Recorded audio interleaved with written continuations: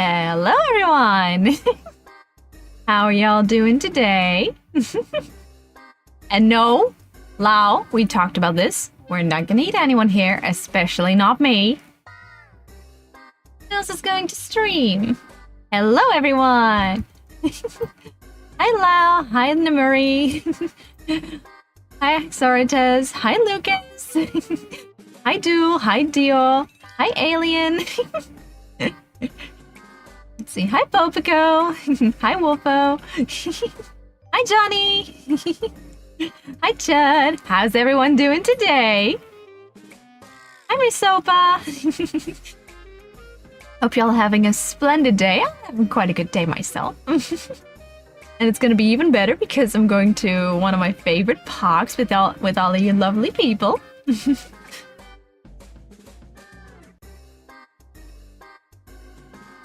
People are allowed to have a double of each organs as a small treat. Does that include brains? I could use this. I could use one. How much is on fire? I have a fire sword. Hi, Nemery. Hi. Hi. Yeah, Minecraft theme park. If you can manage to get in, you are also allowed to join. You're allowed to walk around the park if you'd like. It's a bit hard, it's in Dutch. But we're allowed to try. Yes, right, yes. Yes.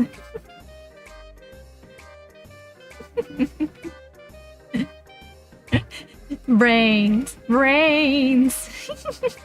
No, we're not gonna eat me. You're a Sprookjescraft worker? Oh, wow!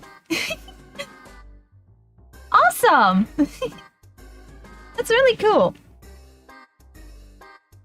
If Pocket Edition works, I formally invite you to come along. But Annapurna, that's so cool. Also, hi! Hi, I didn't say hi to you yet.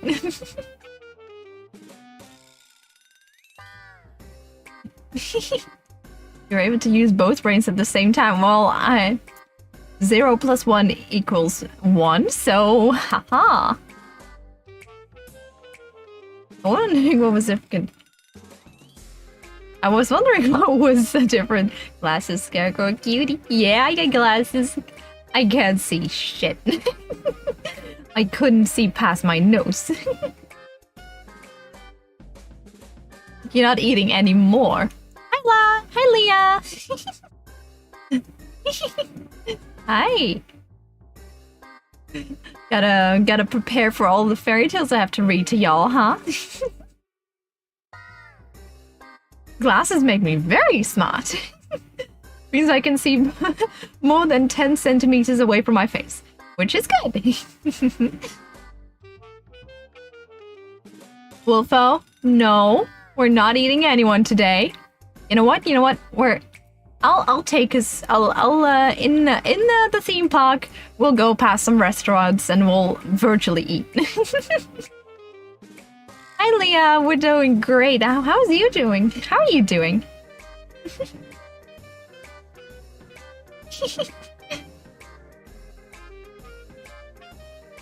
Wolfo, no. Wolfo, no.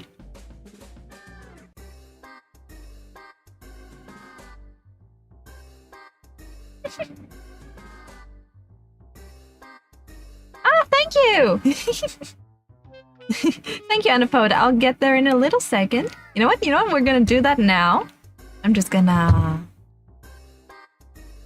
turn on this.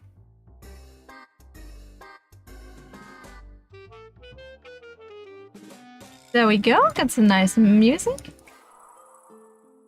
There we go. There we go. Y'all ready? Now I'm gonna do something very bad. I'm just gonna... Where is it? There it is. Also, thank you, Anapoda, for opening it for me. So the lovely people here can see it too.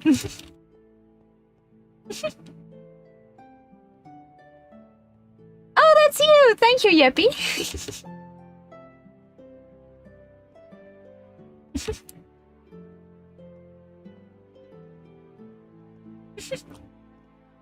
I'll go through the line right now.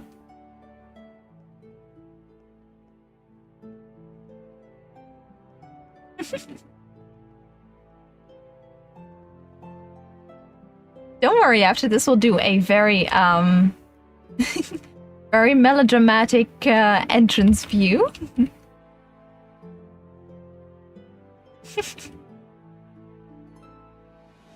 You're playing Minecraft? Yeah! It's a Minecraft theme park tour. And it's a public service, so,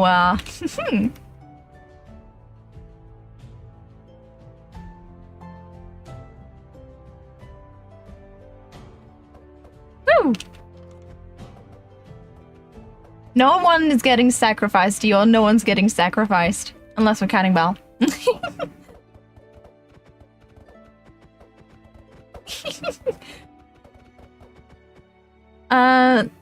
I can get you to server. Also, I linked it in the description below, I think. Not the IP, but I think you can find it on the IP. I think you can find it on their website. Let's just see. I think it's plays Sprookjescraft or something. Oh yeah, it's literally a one-on-one recreation. I love this place.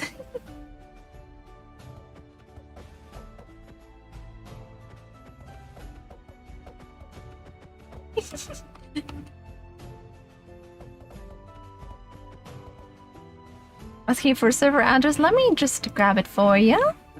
I could find that. I could find it. I'll link it. I'll link it.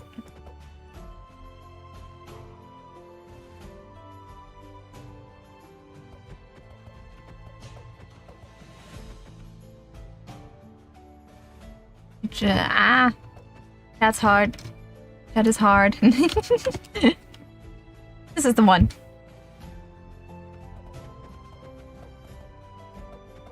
It is a Dutch service, so please respect their rules.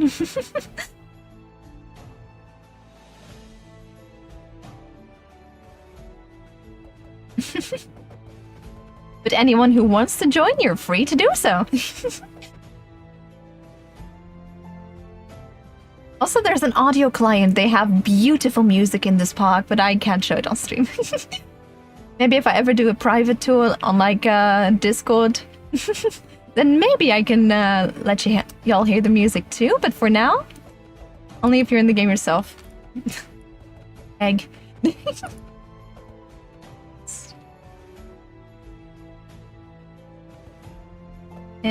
No. Yeah, here's my sword. Look at this awesome sword. Haha.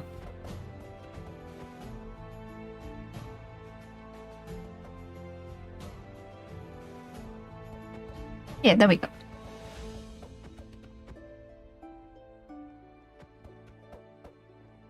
Free to go. Oh, we are.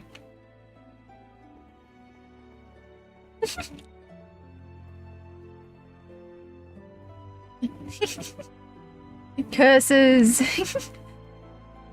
Oh, sorry for everyone who can't join, but you can watch it here always. I'll be your guide through all this. Don't have to worry about that. Everyone immediately runs in. It's like a real theme park, honestly. Oh, there go the doors. Oh, I might want to explain this to all you lovely people. Because this is the story about the Baron and his gold mine. And, well, it's pretty much... the name of the server is called Sprookjescraft. Wow, there's a crying child in line. Oh yeah, that's true. That's true. But the story of the Baron is that there's a Baron who has a gold mine. And he wants to earn some money with it, so he recruits you to go into the mine and collect gold. The catch is that the mine is haunted by the Witte Wieven, or the white women, who will haunt whoever goes into the mines. Sprookjescraft. I think it's also in the name of the pin. It's pretty much just the middle part without the play and .nl at the end. Look, there's the Witte Wieven. they upped it last time I was here. Beautiful. But yeah, pretty much going to the mine, eternal damnation, yada yada yada.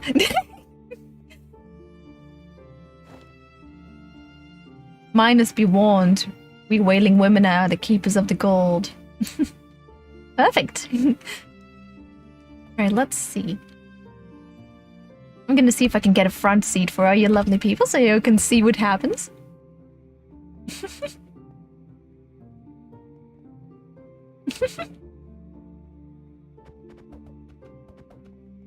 Aw, Leah, please take care of yourself, okay?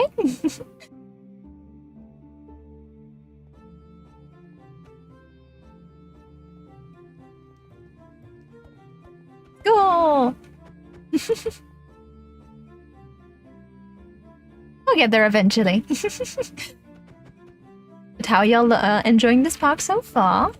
Get gold, maybe die, maybe haunted, the usual stuff. No big deal. Yeah, exactly. I mean, it's almost a given at this point. Oop. Oh, I hope. Door trouble.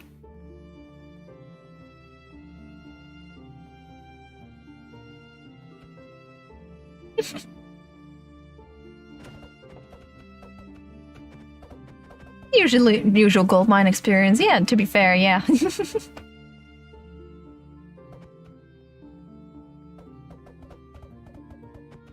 Aw, Leah, hope you're okay.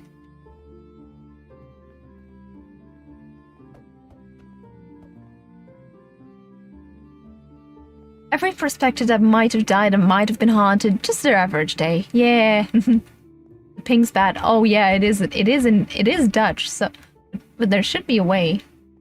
Oh, it is very dark, yeah. But here it looks nicer like this, right? Look, there's the Baron. He's waving at us. He's having a splendid time.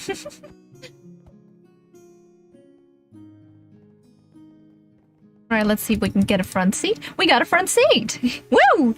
We did it, y'all!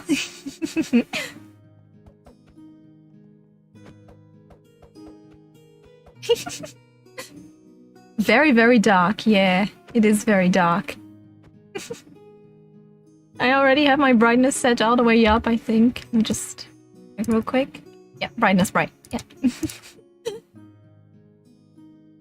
Here we go.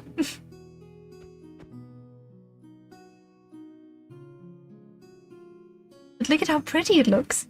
Front seat, GG easy, WP. I hate going on this ride in real life. Well, no, I don't hate it. I hate going in the front in this ride. Look, there they go. The wailing winches. Look at them go. Very dark in the horror movie way, but not in the modern modern fleshy movie way. Oh, yeah, that's a good way of describing it. Don't worry, it'll get light as we go on. This attraction is very dark, also in real life. Are there any specific things you'd like to see, like a fairy tale forest, or what, more of the attractions?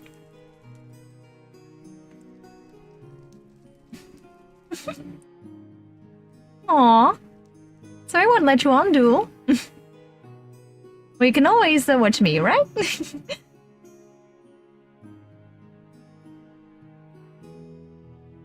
Let's see, we even have a cute view of the park. I think that's the water slide. Ooh.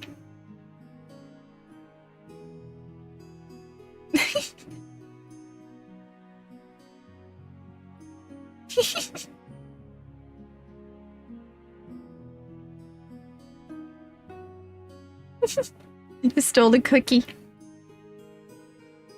Doing a fleshy movie with the fleshy people doing fleshy things. Yes! Oh, this is wonderful.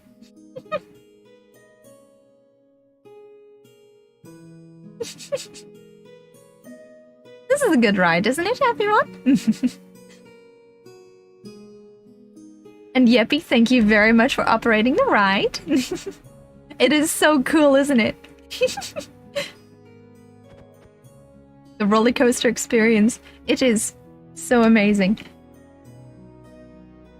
This server is actually amazing. I really recommend it. Let's see. We can get out now.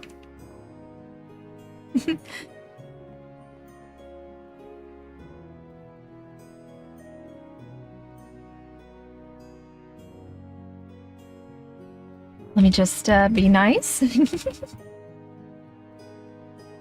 haven't tried joining the server, but I'm pretty sure I'm gonna have Minecraft Premium.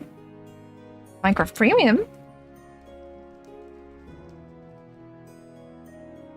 Just a regular account, right? Oh, that's cute. All right. Are y'all ready to see the park from their beautiful entrance all the way to the rest of them?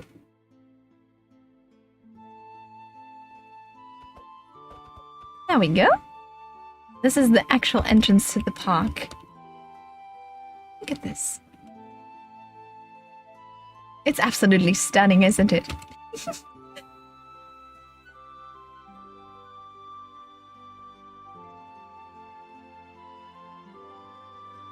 Look at how pretty it looks. And this is actually how it looks in real life too. I really recommend going here. In Minecraft or in real life.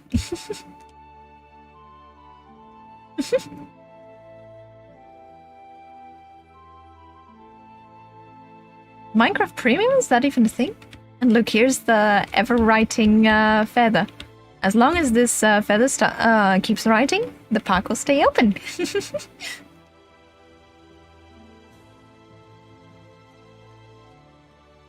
And here's the entrance. In the real park, there's a beautiful mosaic here. It is so stunning.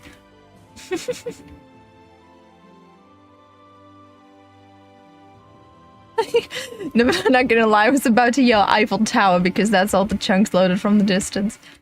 Also, here's the gift shop. They have super cute music boxes here every now and then. It's a public server, yeah, it's not a Realms one. Park has lore? Yeah, the park has a lot of lore. It's a fairy tale park. And if y'all want, I could take y'all through it. The fairy tale forest. Would y'all like that? Or would you like attractions? I'll let you choose. Because I'll also have another tour in the evening. And let me tell you, this place at night is gorgeous.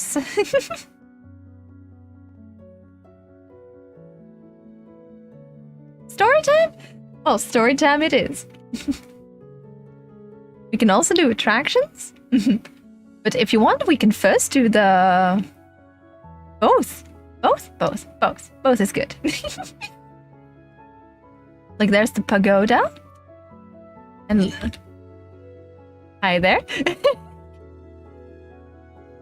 Glory to lore. And here's a little square. That's Symbolica. There's also little shops here. They have very nice food. Oh, Lao.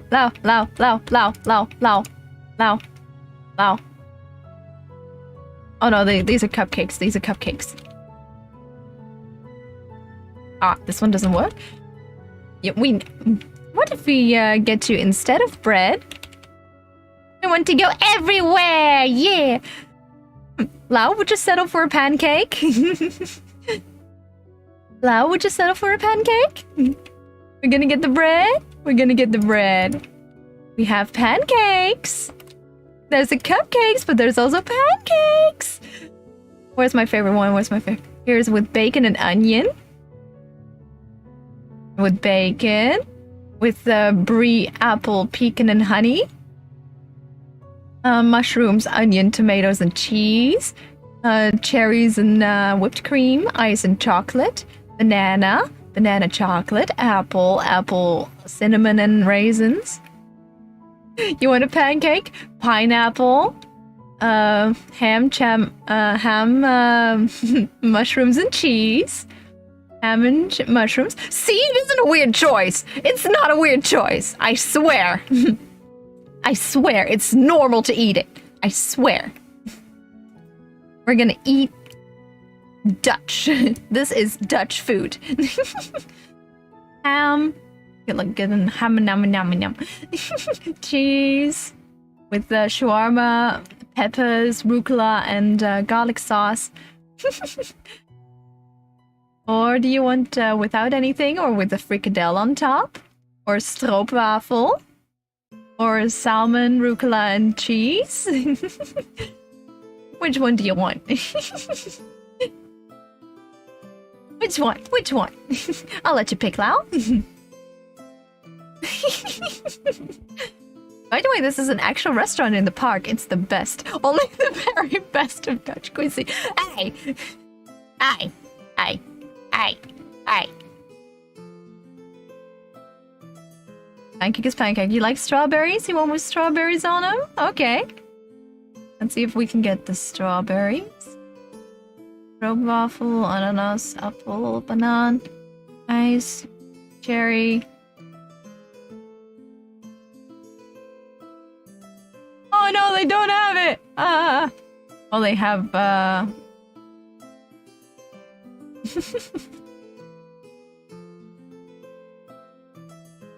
Oh, that could be it, to be honest. Digital food is making me hungry and I just ate. Would you settle for cherries and whipped cream? You're getting cherries and whipped cream. Look what we got here. Doesn't that look nice? Also, don't mind the sword in my hand, but doesn't this look nice? Eh? Oh, no, that's a window. I thought that was a door. Look at me.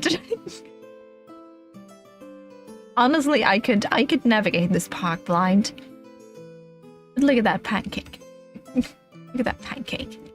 Look at that pancake. Awesome! It's tasty, doesn't it? Well, y'all wanted to see the fairy tale forest, right?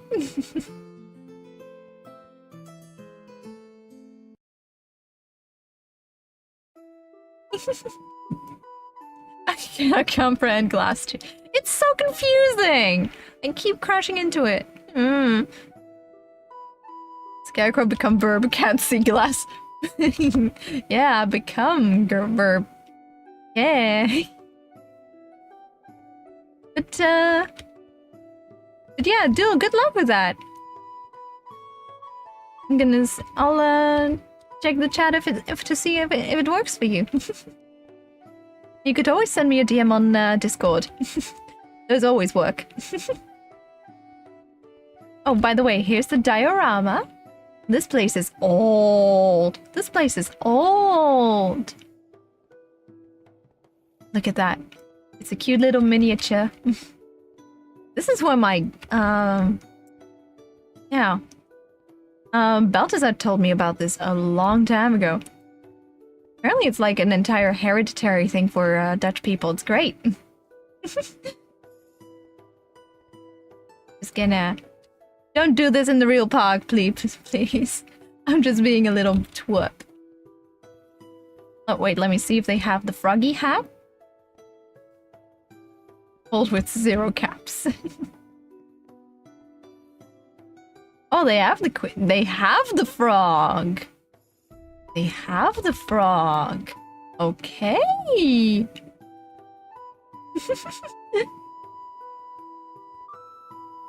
Aww. Sorry to hear that, Duel. Rebellious Scarecrow.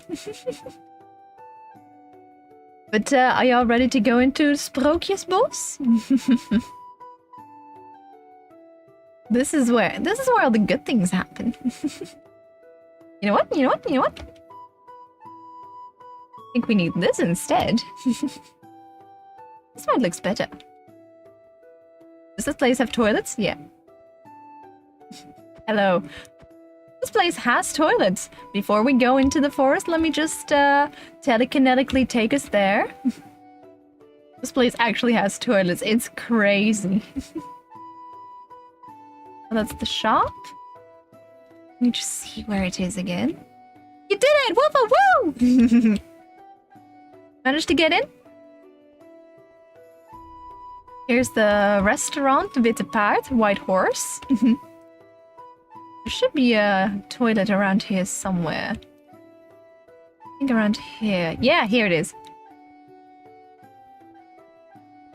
There's actual toilets. Look. There's actual toilets. There's actual toilets. Woo!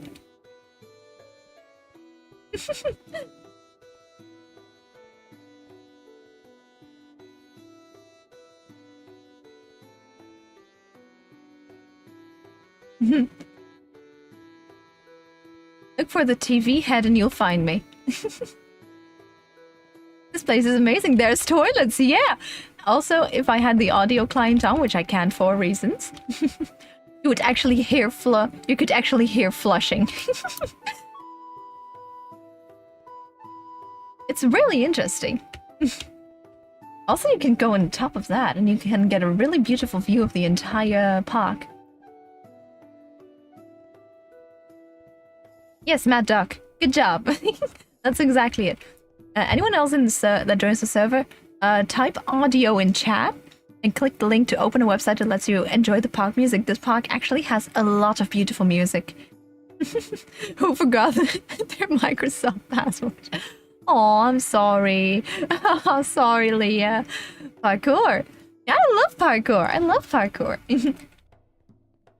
I can only imagine the place having the Chisel and Bits mod. It's not a mod, it's actually a plugin. This is vanilla Minecraft. We'll just take a little bite. Oh god, the cornflakes are soggy. Oh, Wolfo, you went the wrong way.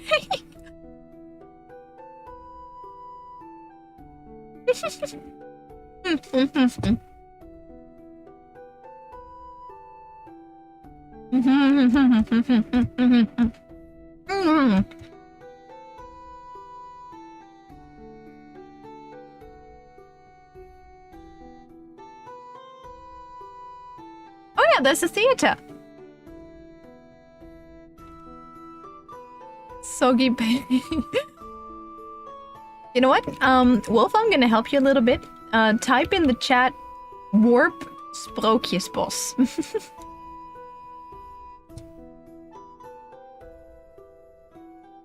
We just do that. Wolfo, you should do this in chat.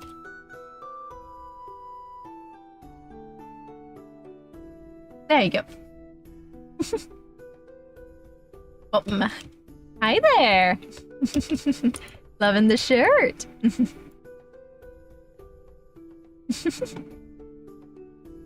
Glad to see there's other people joining. Also, if you haven't already,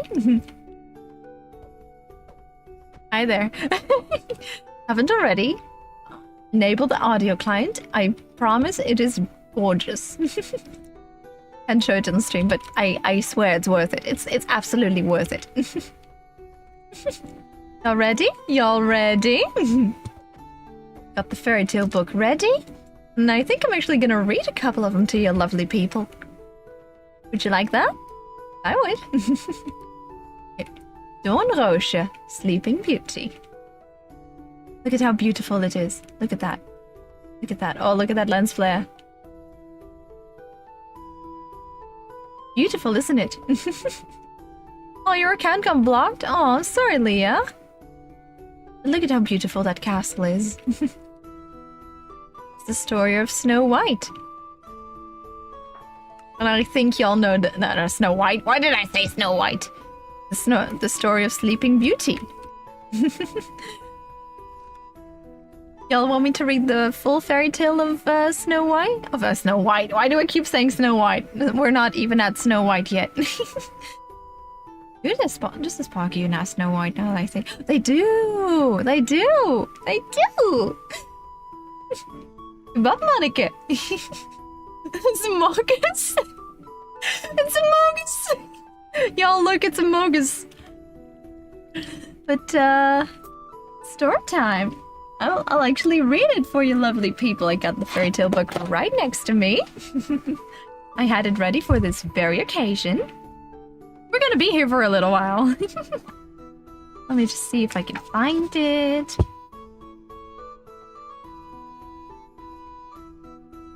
It's the elf, Cinderella, 3 snakes.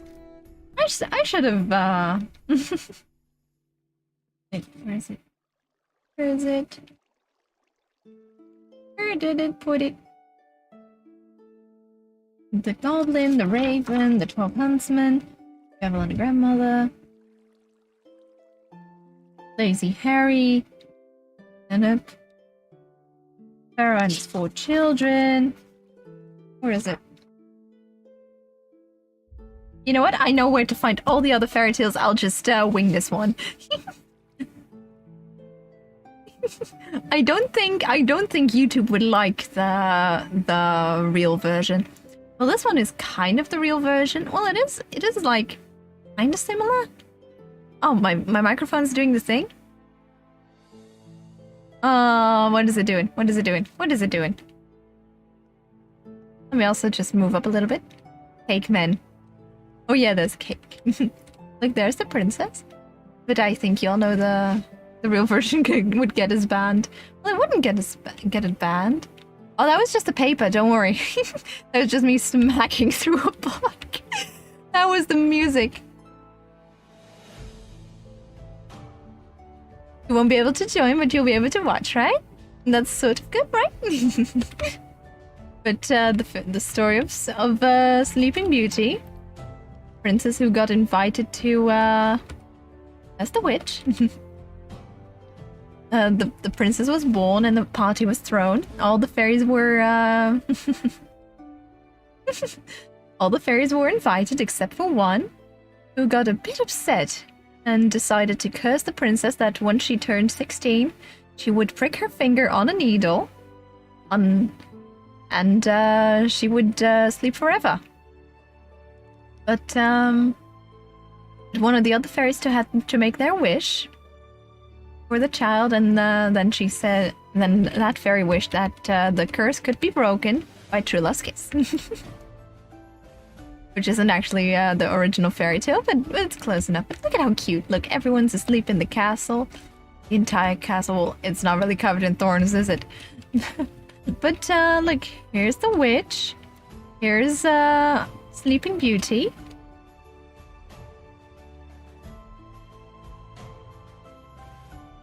And here's the rest of the court. It's quite cute, isn't it? And this is only the first fairy tale, so let's move on, shall we?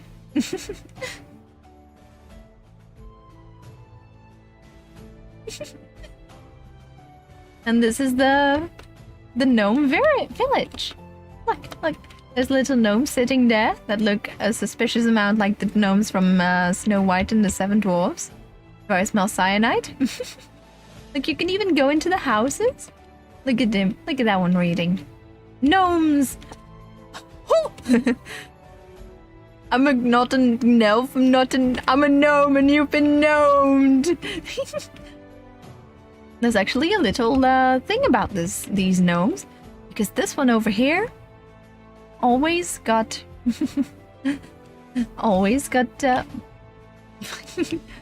is always playing music, and that music gets distributed through the forest through these mushrooms. And I can tell you there's not a single Dutch person in this world who has not sat on one of these toadstools. It's quite cute, isn't it? Like, there they are. Quite cute, isn't it?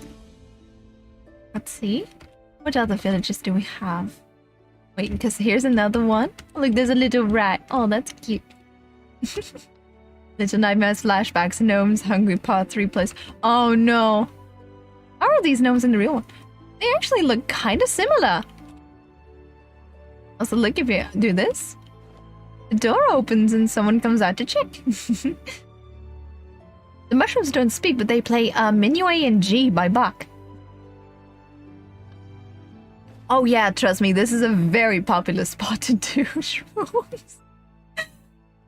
I don't recommend it, honestly. I don't recommend it, but it's something you can...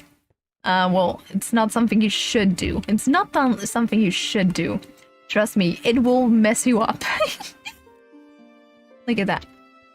But they're actually all around the village in the real one, too. There's one fishing, there's one cleaning, there's one just sitting on a boat doing stuff. And it's wonderful. Knock knock, let me inside or else I will love inside your walls, Mr. Gnomes. Look, and here's how the toadstools get distributed throughout the village, throughout the forest. And you know what this is? This is Longneck. You're ready for a fairy tale? Because look, there goes his neck. As expected, Ken Jones just love inside your walls. That's a big boy. Watch, here it comes. Look at that, look at that, look at that. Look at that. It's Longneck. Isn't he cute? Longneck. Look at that neck. Look at that neck. Y'all want to hear the fairy tale behind this one?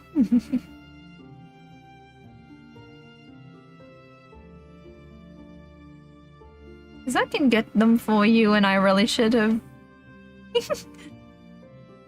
Long neck. Yeah, it's a very, very, very long neck. Where did I put that fairy tale? I swear I had it listed. Ravens, Bremertown musicians, the wedding of Mrs. Fox, Rumplestiltskin, Fresh Bed, Old Sultan. Of course, now I find Sleeping Beauty.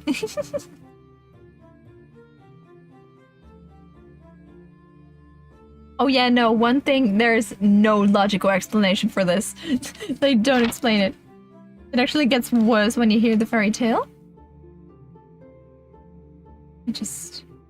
Where is it? What about snakes, porridge, city brother, Esprite, 12 huntsmen, Jorinda, Gretel. Oh, why is this so hard? Where is it? Where is it? Where is it? Devilana's grandmother. The 6 servants, found it, found it. Page 455.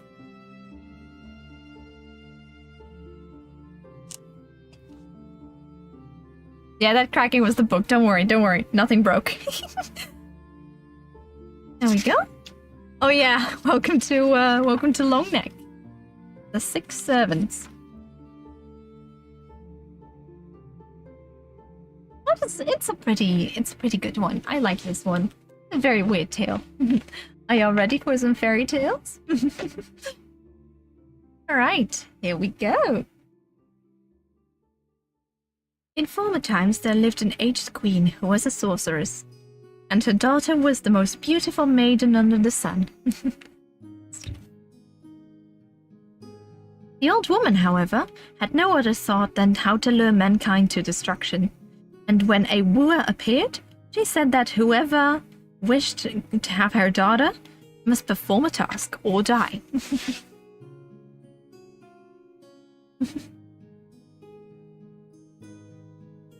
Yeah. This is hard. There we go. There we go.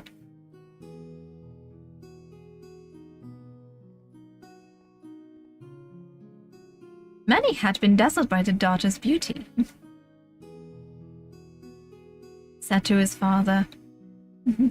Wait, where is it? Many had been dazzled by the daughter's beauty and had actually risked this, but they never could accomplish what the old woman enjoined them to do. And then no mercy was shown. They had to kneel down, and their heads were struck off. A certain king's son, who had also heard of the maiden's beauty, said to his father, "Let me go there. I want to demand her in marriage." "Never," said the king. "If you were to go, it would be going to your death." On this the son lay down and was sick unto death. And for 7 years he lay there with no physician and no physician could heal him. When the father perceived that all hope was lost, with a heavy heart he said to him, "Go thither and try your luck, for I know no other means of curing you." When the son heard that, he rose from his bed and was well again, and joyfully set out on his way.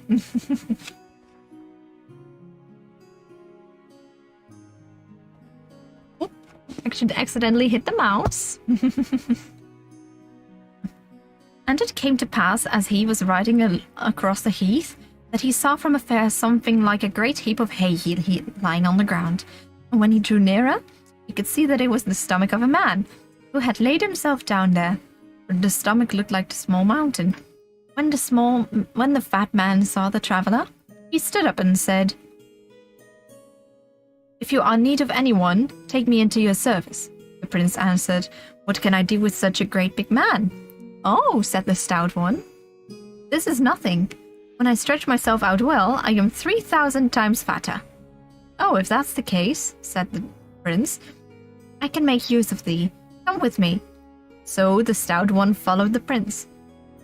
And after a while, they found another man who was lying on the ground with his ear laid to the turf. "What art thou doing there?" asked the king's son.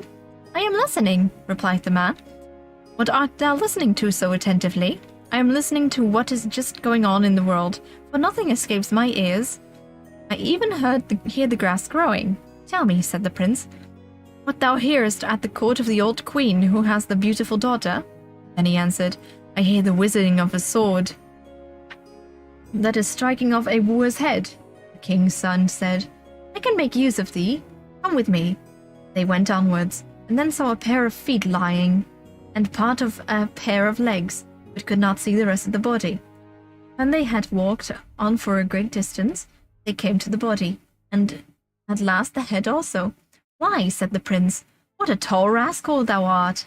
"Oh," replied the tall one, "that is nothing at all yet.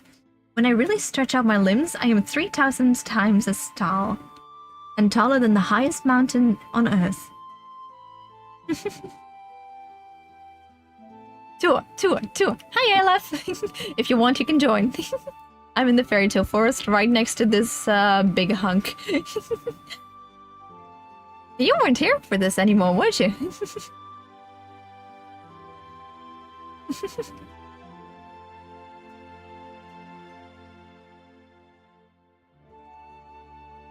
"I will gladly enter your service if you take me. Come with me," said the prince. "I can make use of thee." They then went onwards and found a man sitting by the road who had bound up his eyes. The prince said to him, "Hast thou weak eyes? Hast thou canst look into the light?" "No," replied the man, "but I must not remove the bandage, for whatsoever I look at with my eyes splits to pieces. My glance is so powerful. If you can use that, I shall be glad to serve you." "Come with me," replied the king's son. "I can make use of thee." Yeah, he literally just stretched. It's a big flex. They journeyed onwards and found a man who was lying in the hot sunshine, traveling and shivering all over his body, so that not a limb was still. "How canst thou shiver when the sun is shining so warm?" said the king's son. "Alack," replied the man, "I am of quite a different nature. The hotter it is, the colder I am, and the frost pierces through all my bones, and the colder it is, the hotter I am.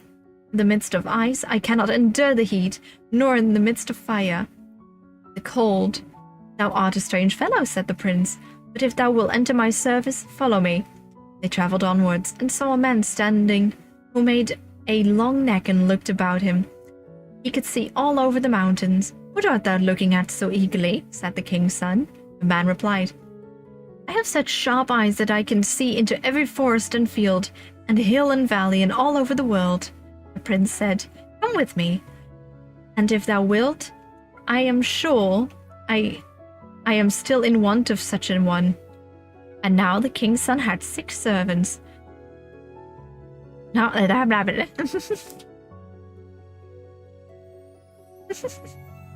alright, suit yourself. And now the king's son and his 6 servants came to the town where the aged queen dwelt.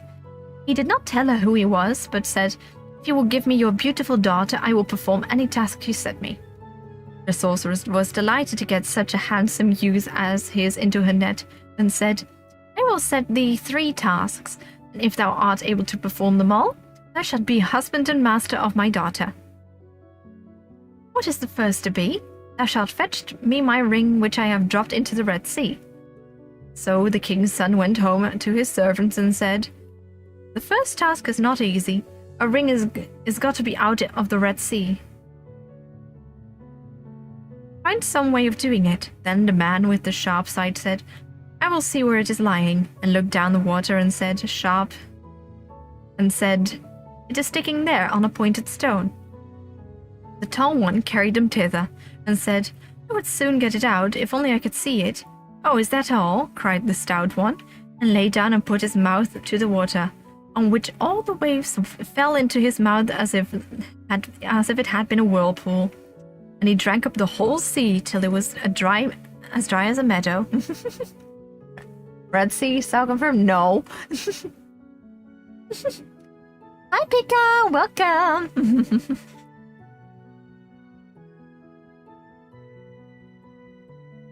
The tall one stooped down a little and brought out the ring with his hand. Then the king's son rejoiced when he had the ring and took it to the old queen. She was astonished and said, Yes, this is the right ring. Thou hast safely performed the first task, but now comes the second. Dost thou see the meadow in front of my palace? 300 fat oxen are feeding there, and these thou must eat, skin, hair, bones and all. And down below in my cellar lie 300 casks of wine, and these thou must drink up as well. And if one hair of the oxen or one little drop of the wine is left, thy life will be forfeited without some company.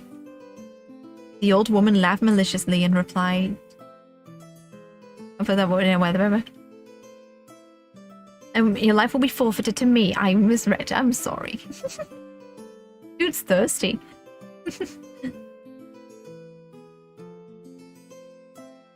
May I invite no guests to this repast? Inquired the prince. No dinner is good without some company. The old woman laughed maliciously and replied, Thou mayst invite for the sake of companionship, but no more. The king's son went to his servants and said to the stout one, Thou shalt be my guest today, and shalt eat thy fill. Whereupon the stout one stretched himself out and ate up the 300 oxen without leaving one single hair.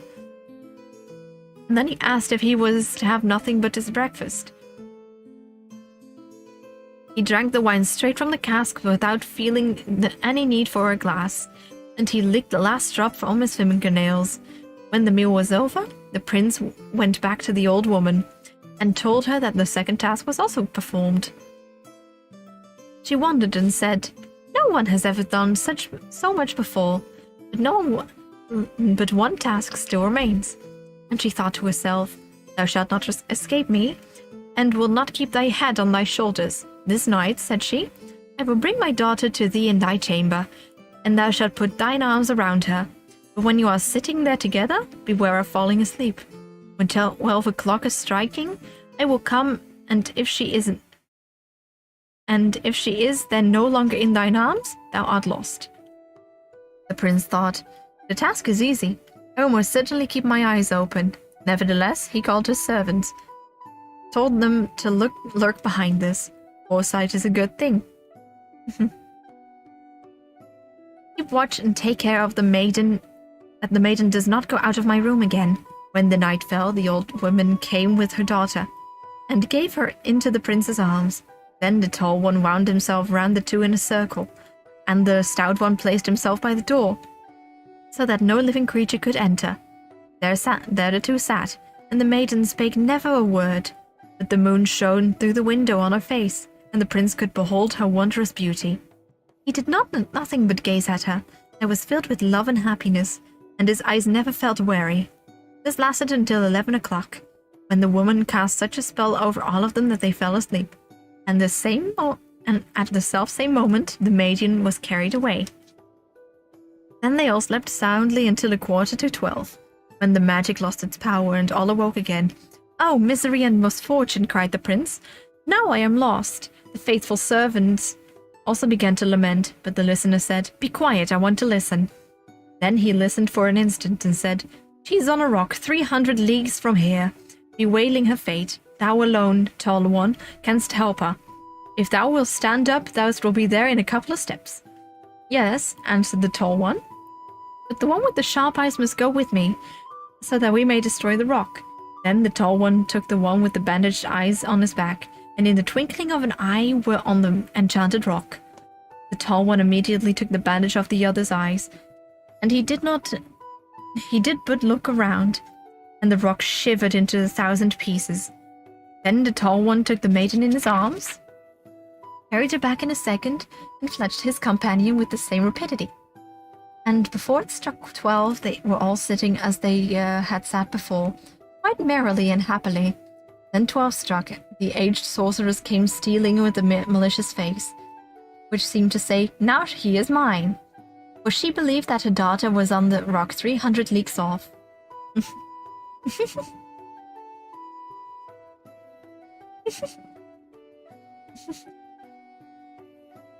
But when she saw her in the prince's arms, she was alarmed and said, "There is no one who knows more than I do." She dared not make any opposition and was forced to give him her daughter. But she whispered in her ear, "It is a disgrace to thee to have to obey common people, and that art thou not allowed to choose a husband to thine own liking?" To this the proud heart of the maiden was filled with anger, and she meditated revenge. The next morning she caused 300 great bundles of wood to be got together, and said to the prince that though the 3 tasks were performed, she would still not be his wife until someone was ready to seat himself in the midst of the wood and bear the fire. She thought that none of his servants would let themselves be burned for him, and that out of love for her, he himself would be placed upon it, and then she would be free. But the servant said, "Every one of us has done something except the frosty one. He must set to work." And they put him in the middle of the pile and set fire to it.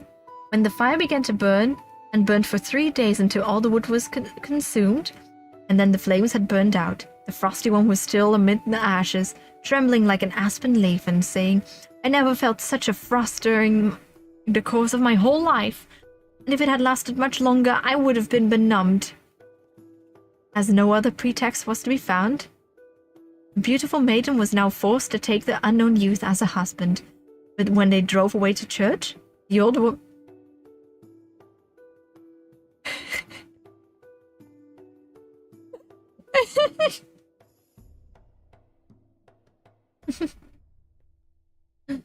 When they drove away to church, the old woman said, "I cannot endure this disgrace," and sent her warriors after them with orders to cut down all those who opposed them, and bring back her daughter. But the listener had sharpened ears, and had heard the secret discourse of the old woman. "What shall we do?" said he to the stout one. But he knew what to do, and spat out once or twice behind the carriage some of the sea-water which he had drunk, and the great sea arose, in which the warriors were caught and drowned.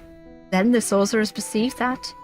She sent her mailed knights, but the listener heard the rattling of their armor, and undid the bandage from one eye of the sharp eyes, who looked for a while rather fixedly at the enemy troops, on which they all sprang to pieces like glass. Then the youth and the maiden went on their way undisturbed, and when the 2 had been blessed in church, the 6 servants took their leave, and said to their master, "Your wishes are now satisfied. You need us no longer. We will go our way and seek our fortunes." Half a league from the palace, from the prince's father, was a village, near which a swineherd tended his herd. And when they came thither, the prince said to his wife, "You know who I really am? I am no prince, but a herder of swine, and the man who is there with that herd is my father. We 2 shall have to set work also and help him."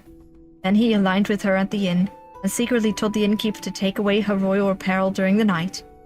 So when she awoke in the morning, she had nothing to put on, and the innkeeper's wife gave her an old gown and a pair of worsted stockings, and at the same time seemed to consider it a great present, and said, "If it were not for the sake of your husband, I would have given you nothing at all."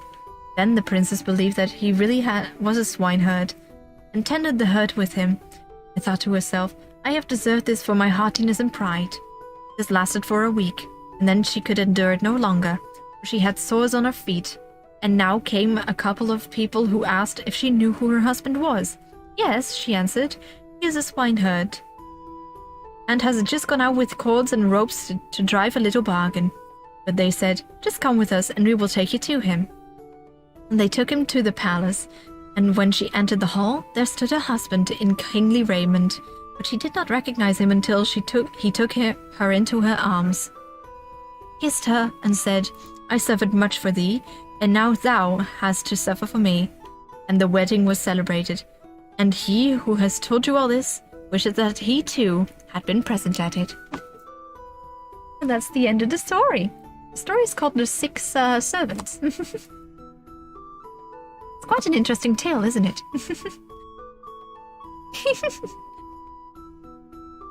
A game called The Park. Let me just reread chat a little bit. Hi, Wisteria. I've heard about The Park and I really want to play it. I really want to play it, but it's expensive. but we'll get to that eventually. Hi there. You okay over there? That was a nice fairy tale. Epic prank. Also, look at this little guy. Epic prank. Yeah, it was, wasn't it?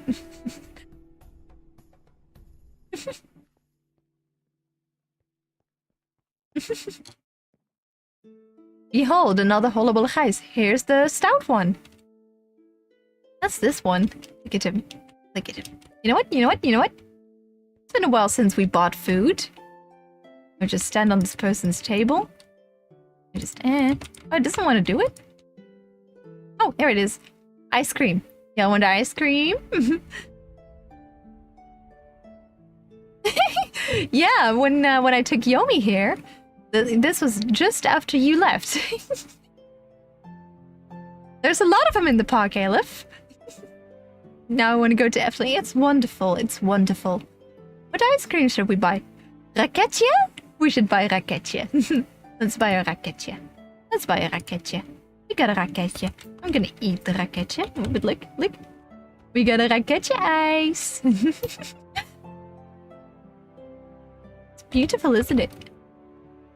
Alright, let's see. Y'all ready for the next fairy tale? So this was coming up, yeah! But don't worry, you got to see, Carnival Festival. Ice cream, even with the flu, I want ice cream. And, here's Little Red Riding Hood. Here she is. She's very cute in real life, too. The torture attraction? Which one?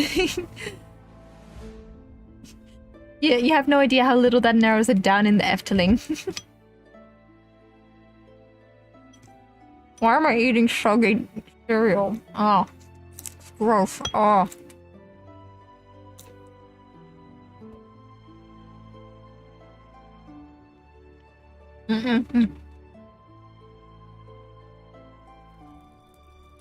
Pardon me? But I think you all know the story of Little Red Riding Hood, right? If anyone still wants to hear it, just let me know. The one who got stuck in? Oh yeah. Context for the people who... For context? Because, I took Yomi and Aleph here on a little tour of the park. Like, it wasn't a big tour. The Mr. Worldwide Ride. And, well... I decided to show Aleph and Yomi the most annoying attraction in the park. And I showed them an attraction called Carnival Festival. And it's pretty much, an attraction to celebrate Carnival. And the thing about it is that it's very, very annoying and has a lot of stereotypes. And I mean a lot of them. It is like charming in its own right, but it is still very, very weird. It's quite cute, isn't it? But yeah, that, So, Yomi crashed when we were at the attraction. And then I waited for Yomi, but Ayla was already stuck in the attraction. Oh yeah, it is very stereotypical. Also, look, here's Pinocchio. Here's Geppetto's workshop. Also, wait, look, here it comes in a little bit. Go on. Where is it? It is terrible. Maybe I'll show it in the evening tour. Who knows? Gotta pee. But yeah, look, here's the little Geppetto workshop. And of course, if I go here,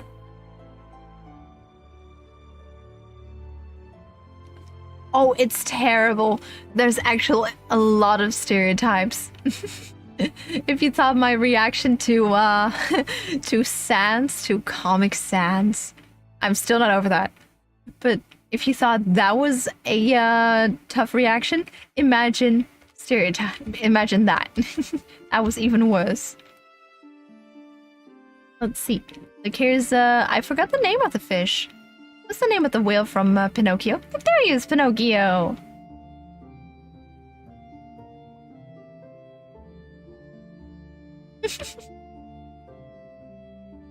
Oh boy, look at that. It's so cute. I forgot the name of the whale. What was the name of the whale? Y'all help me.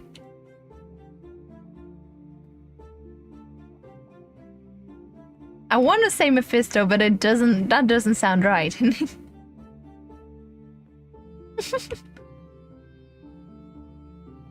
Cool fish, though. And here is the red dancing shoes. Have y'all ever heard this tale?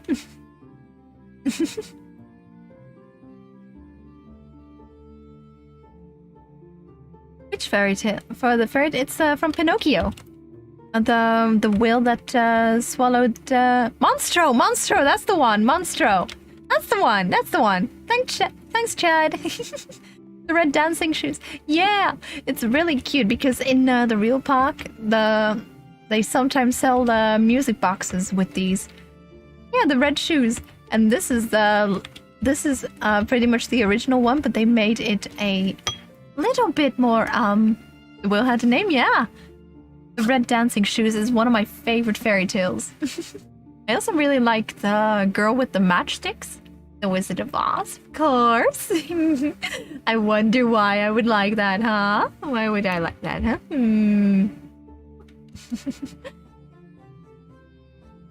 But yeah, if you want, I could read the fairy tale to you. It's quite a funny little tale. Did you just get struck by a Homer? Yeah. Don't worry, we'll get to that in a little bit. Don't worry. Fairy tales in general are just so much fun. I love fairy tales. Let me see if I can find the fairy tale for all you lovely people. Because sometimes the shoes dance as well. Maybe able to dance in a little bit. Let me just put this book down and see if I can find the fairy tale for all you lovely people. Straw, the Cold Fisherman, Little Red Cap, Ramatown Musicians, Go Without Hats. There's a lot of weird fairy tales in here. Oh, there go the shoes. Look, there go the shoes. Do you mind? Yeah, Kuba, Thumbling as a no, the Browers, the Six Swans, the Knapsack, the Hat, and the Horn, Rumplestiltskin, the Cinderella, the Queen Bee, the String Feathers, the Golden Goose, and Little Tailor. Let's see. Yorinda and Yoringle, the Wolf and the Fox, Clever Gretel, the Pink, the Water Inks, the blah blah blah blah blah blah blah. Blah blah blah blah blah blah blah blah blah blah blah blah blah blah. I swear I have it here somewhere. Where did I put it?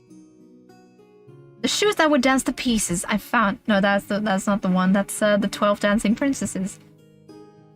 Riddling Tale, the Stolen Tale, the Three Snuggers, the blah blah blah blah. I swear it's in this book. Golden Key, the Crystal Ball. Sorry, I just read over it. It's actually a really good tale.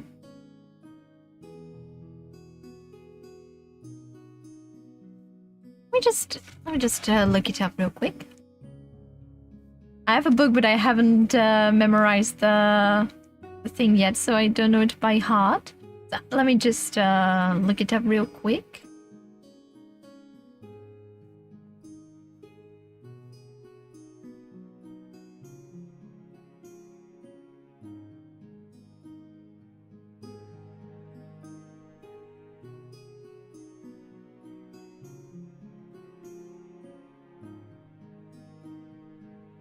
There we go, I found it.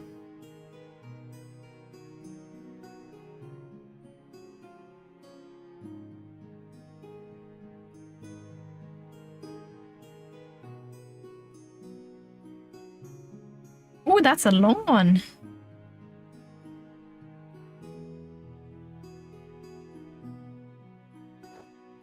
There's a table of contents, but it's very long. It's a book of 800 pages.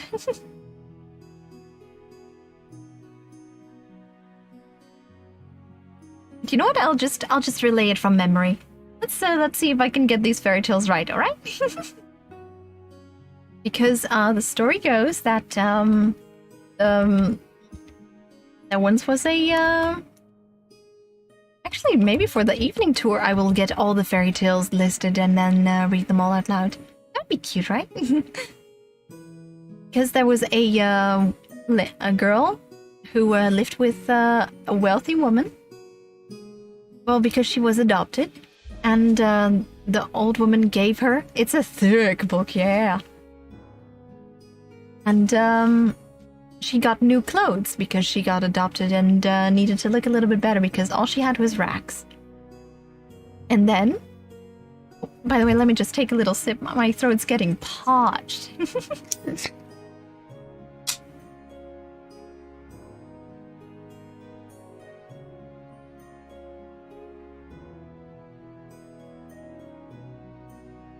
There we go. But she got a bunch of new clothes and it was quite beautiful. It ain't that bad, but it's thick. Wait, let me see how many pages it has.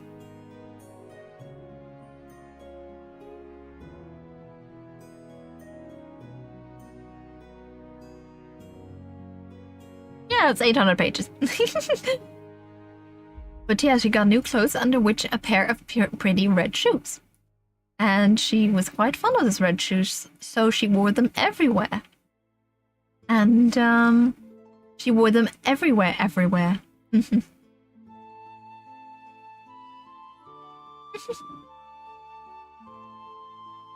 Oh no, there is a way to child lock the story because the Efteling version has, instead of the feet being cut off, it has the shoes being cut off.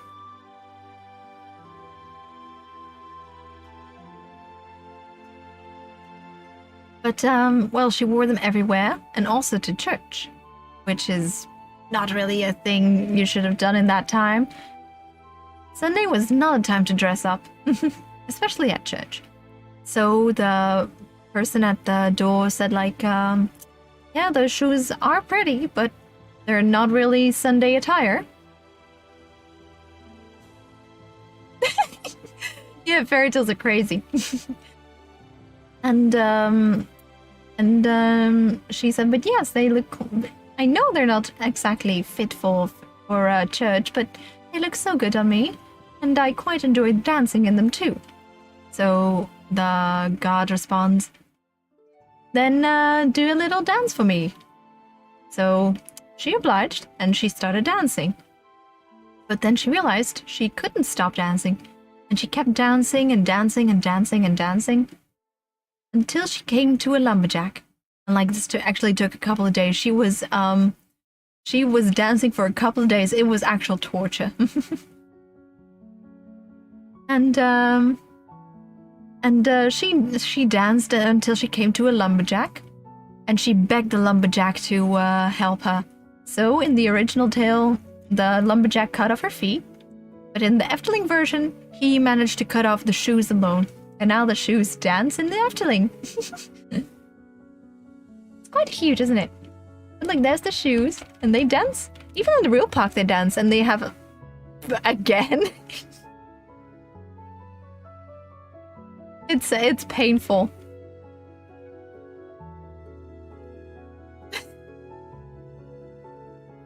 Okay. Y'all want to see the Troll King? Hold the Troll King.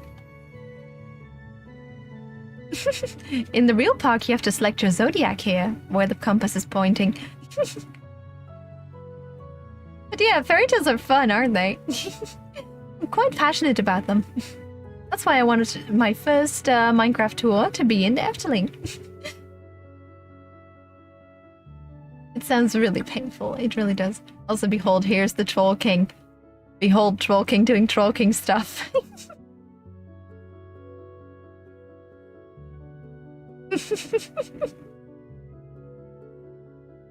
He's not gonna cut off any body parts, don't worry. I would like to thank the Dancing Red Shoes for my 79 mental illnesses and me being banned from most public places. Confusing and scary. He's just sitting there, menacingly. It is quite interesting, isn't it? Just, hi, what you doing over there? He's just vibing. He's just sitting there. Do a little bit of trolling. Well, he is the Troll King after all. Huh.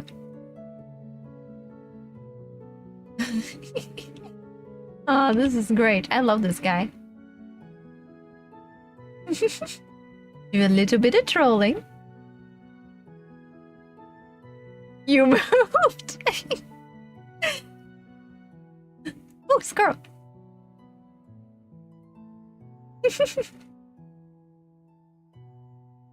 Quite cute, isn't it? I like this pog. Oh, Amogus is back. Also, here's the fairy tales. Pretty simple one. I can just relate here. Once upon a time, there was a princess who really liked repeating everything everyone said. So a witch got kind of fed up with her bullshit and cursed her to become a parrot. And when she apologized, she was turned back at the end. That's pretty much the end. That's literally the entire fairy tale. Again! Again! I'm getting stalked over here. Oh! Rapunzel!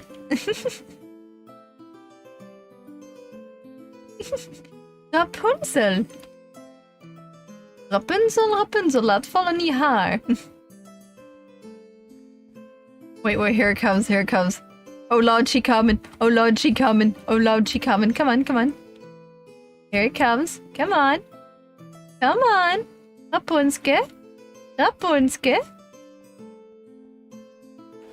Oh, look, the story of Halo of Ah, he wish. He'd wish. Rapunzel! Yeah, look, there goes the witch. Climbing the hair. Also, in the original tale, Rapunzel's hair gets cut off, and the prince is lured into the tower with the hair and gets thrown out of the tower and lands in a bush, in a sticker bush, and loses his eyesight. Then the Rapunzel is also evicted because she got pregnant, and she gets evicted to a desert where she gives birth to twins, and she builds up a little life over there.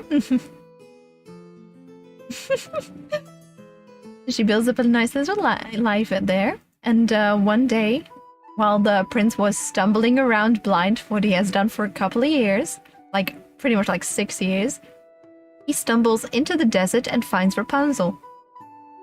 So then they meet each other again, and she cries tears of joy which land on his eyes, and he gains his sight again, and they live happily ever after in the desert. Yeah, that's the original. It's a quite weird version, I know. Again. Oh yeah. Let's picture it. Also, Little Mermaid. She has boobies in the real version. She has badoinky doinkas.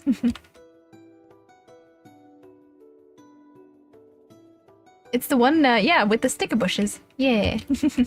Happily, sure. Look at that. That's Little Mermaid. She is censored, yeah. Also, I think this one is actually based off Norse mythology instead. It's Fafnir. Look. Try to grab the treasure. Badonka donka donka donk. Ah, the story of the Little Mermaid is very sad.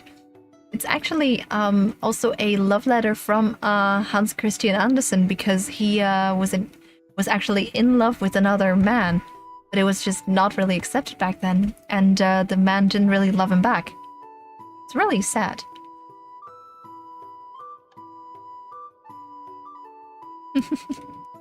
It's really sad. Look, here's Fafnir. Just kind of chilling by his treasure. Or... yeah, it's pretty much Fafnir. Really cool. And here's the wolf and the 7 kids. Here's the mother goat. And here's some rats playing, and here's the 7 little goats. Dragons! Dragons are cool. But y'all know the fairy tale behind the wolf and the 7 little kids? Also, here's the wolf next to 1 AM Wolfo. Wow. It's not the lucky day for the kids, isn't it? 2 wolves instead of 1 today. Huh. Look. But pretty much everyone just kind of disregards the goat in the clock. And the goat in the clock is the only one who survives. Because the others believe that the person outside is not the wolf. It does.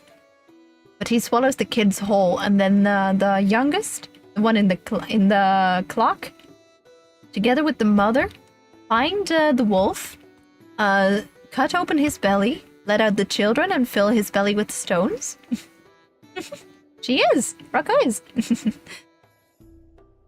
And they fill up her belly with the wolf's belly with stones, and put sand in his mouth, so he feels like he has. No, they put wool in his mouth, so it feels like his throat is very dry, and he'll go into the water to get a drink, but instead he'll drown. It is quite a weird fairy tale.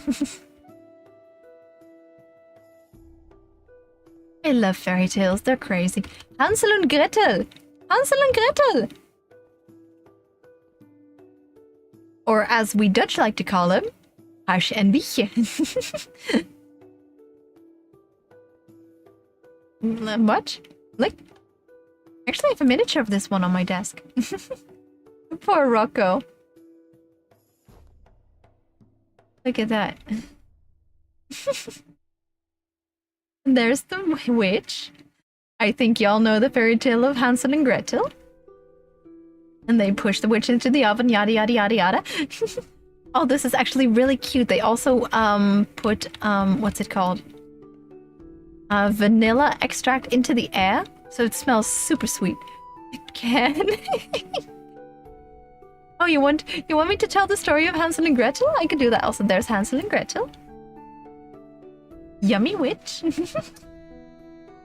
I could tell the story of Hansel and Gretel if y'all like. Alright, Hansel and Gretel it is. Let me just go through the book again. Where is it? Hansel and Gretel, Hansel and Gretel, Hansel and Gretel. Hansel and Gretel, page 53. Brother and sister, the 3 little men in the woods, 3 spinners, Hansel and Gretel.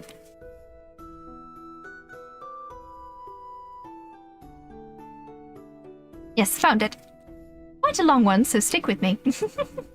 We've lost Doug. Oh no! With his egg.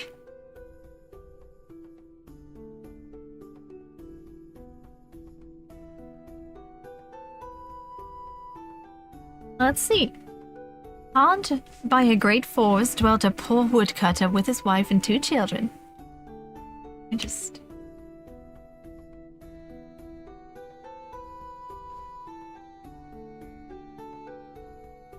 There we go. The boy was called Hansel and the girl Gretel. They had little to bite and had to break. They had little to bite and to break, and once when the great scarcity fell upon the land, he could no longer procure daily bread. Now, when he thought over with this by night on his bed, and tossed about his anxiety, he groaned and said to his wife, "What is to become of us? How are we to feed our poor children when we no longer have anything even for ourselves?" "I'll tell you what, husband," answered the woman. "Early tomorrow, we will take the children and out into the forest to where it is the thickest, where we will light a fire for them and give each one of them a piece of bread. And then we will go to our work and leave them alone. They will not find their way home again, and we shall be rid of them." "No, wife," said the man. "I will not do that. How can I bear to leave my children alone in a forest? The wild animals would soon come and tear them to pieces." "Oh, thou fool," says she. "When we must all four die of hunger, thou mayst as well plane the planks for our coffins." And she left him no peace until he consented. "But I feel very sorry for the poor children, all the same," said the man.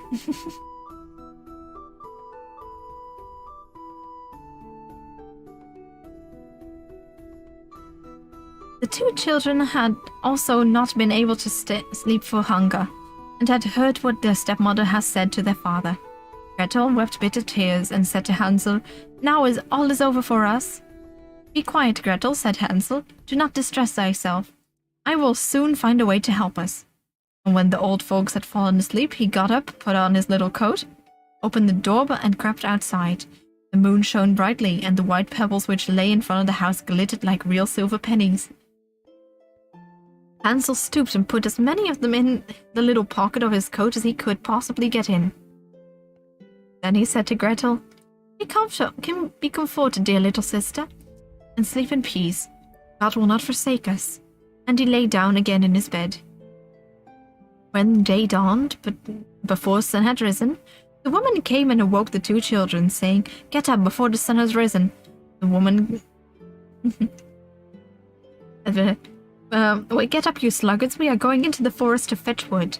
She gave each a little piece of bread and said, "There is something for your dinner, but do not eat it up before then, for you will get nothing else." Gretel took the bread under her apron, and Hansel had the stones in his pocket. Then they all set out together on the way to the forest. When they had walked a short time, Hansel stood still and peeped back at the house, and did so again and again.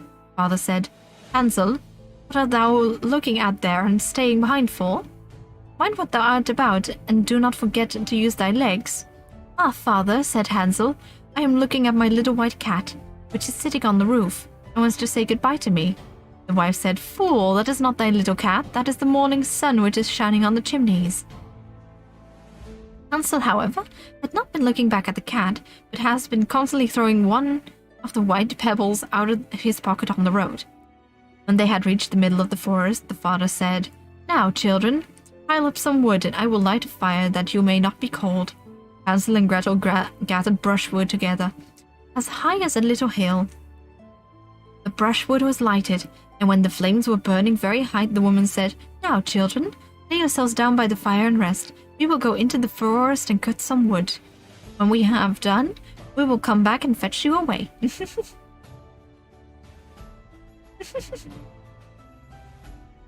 Oh. Hansel and Gretel sat by the fire, and when noon came, each ate a little piece of bread, and as they heard the strokes of the wood axe, they believed that their father was near. It was, however, not the axe. It was a branch which he had fastened to a withered tree, which the wind was blowing backwards and forwards. And as they had been sitting for such a long time, their eyes shut with fatigue, and they fell fast asleep.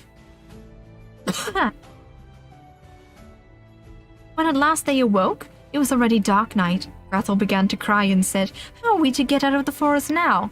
But Hansel comforted her and said, "Just wait a little, until the moon has risen, and then we will soon find the way." When the full moon had risen, Hansel took his little sister by the hand and followed the pebbles which shone like newly coined silver pieces, and showed her the way. They walked the whole night long, and by break of day came once more to their father's house. They knocked at the door, and when the woman opened it and saw it was Hansel and Gretel, she said, "You naughty children, Why have you slept so long in the forest? We thought you were never coming back at all. The father, however, rejoiced, for it had cut him to the heart to leave them behind alone. Not long afterwards, there was once more a great scarcity in all parts, and the children heard their mother saying at night to their father, "Everything is eaten again. We have one half loaf left. And after that there is an end. The children must go. We must take them farther into the woods so that they may not find their way out again. There is no other means for saving ourselves."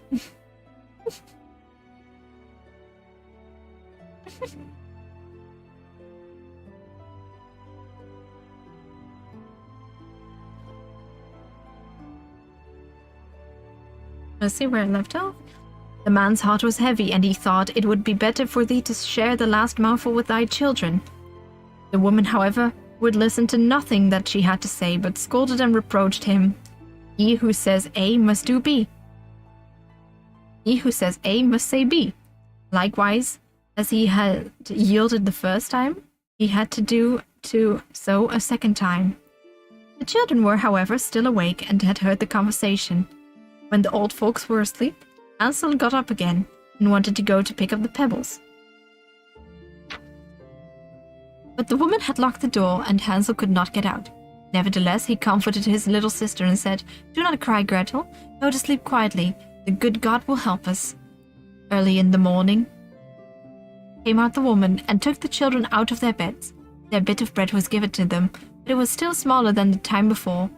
On the way into the forest, Hansel crumbled his in his pocket, and often stood still and threw a morsel on the ground. "Hansel, why dost thou stop and look around?" said the father. "Go on."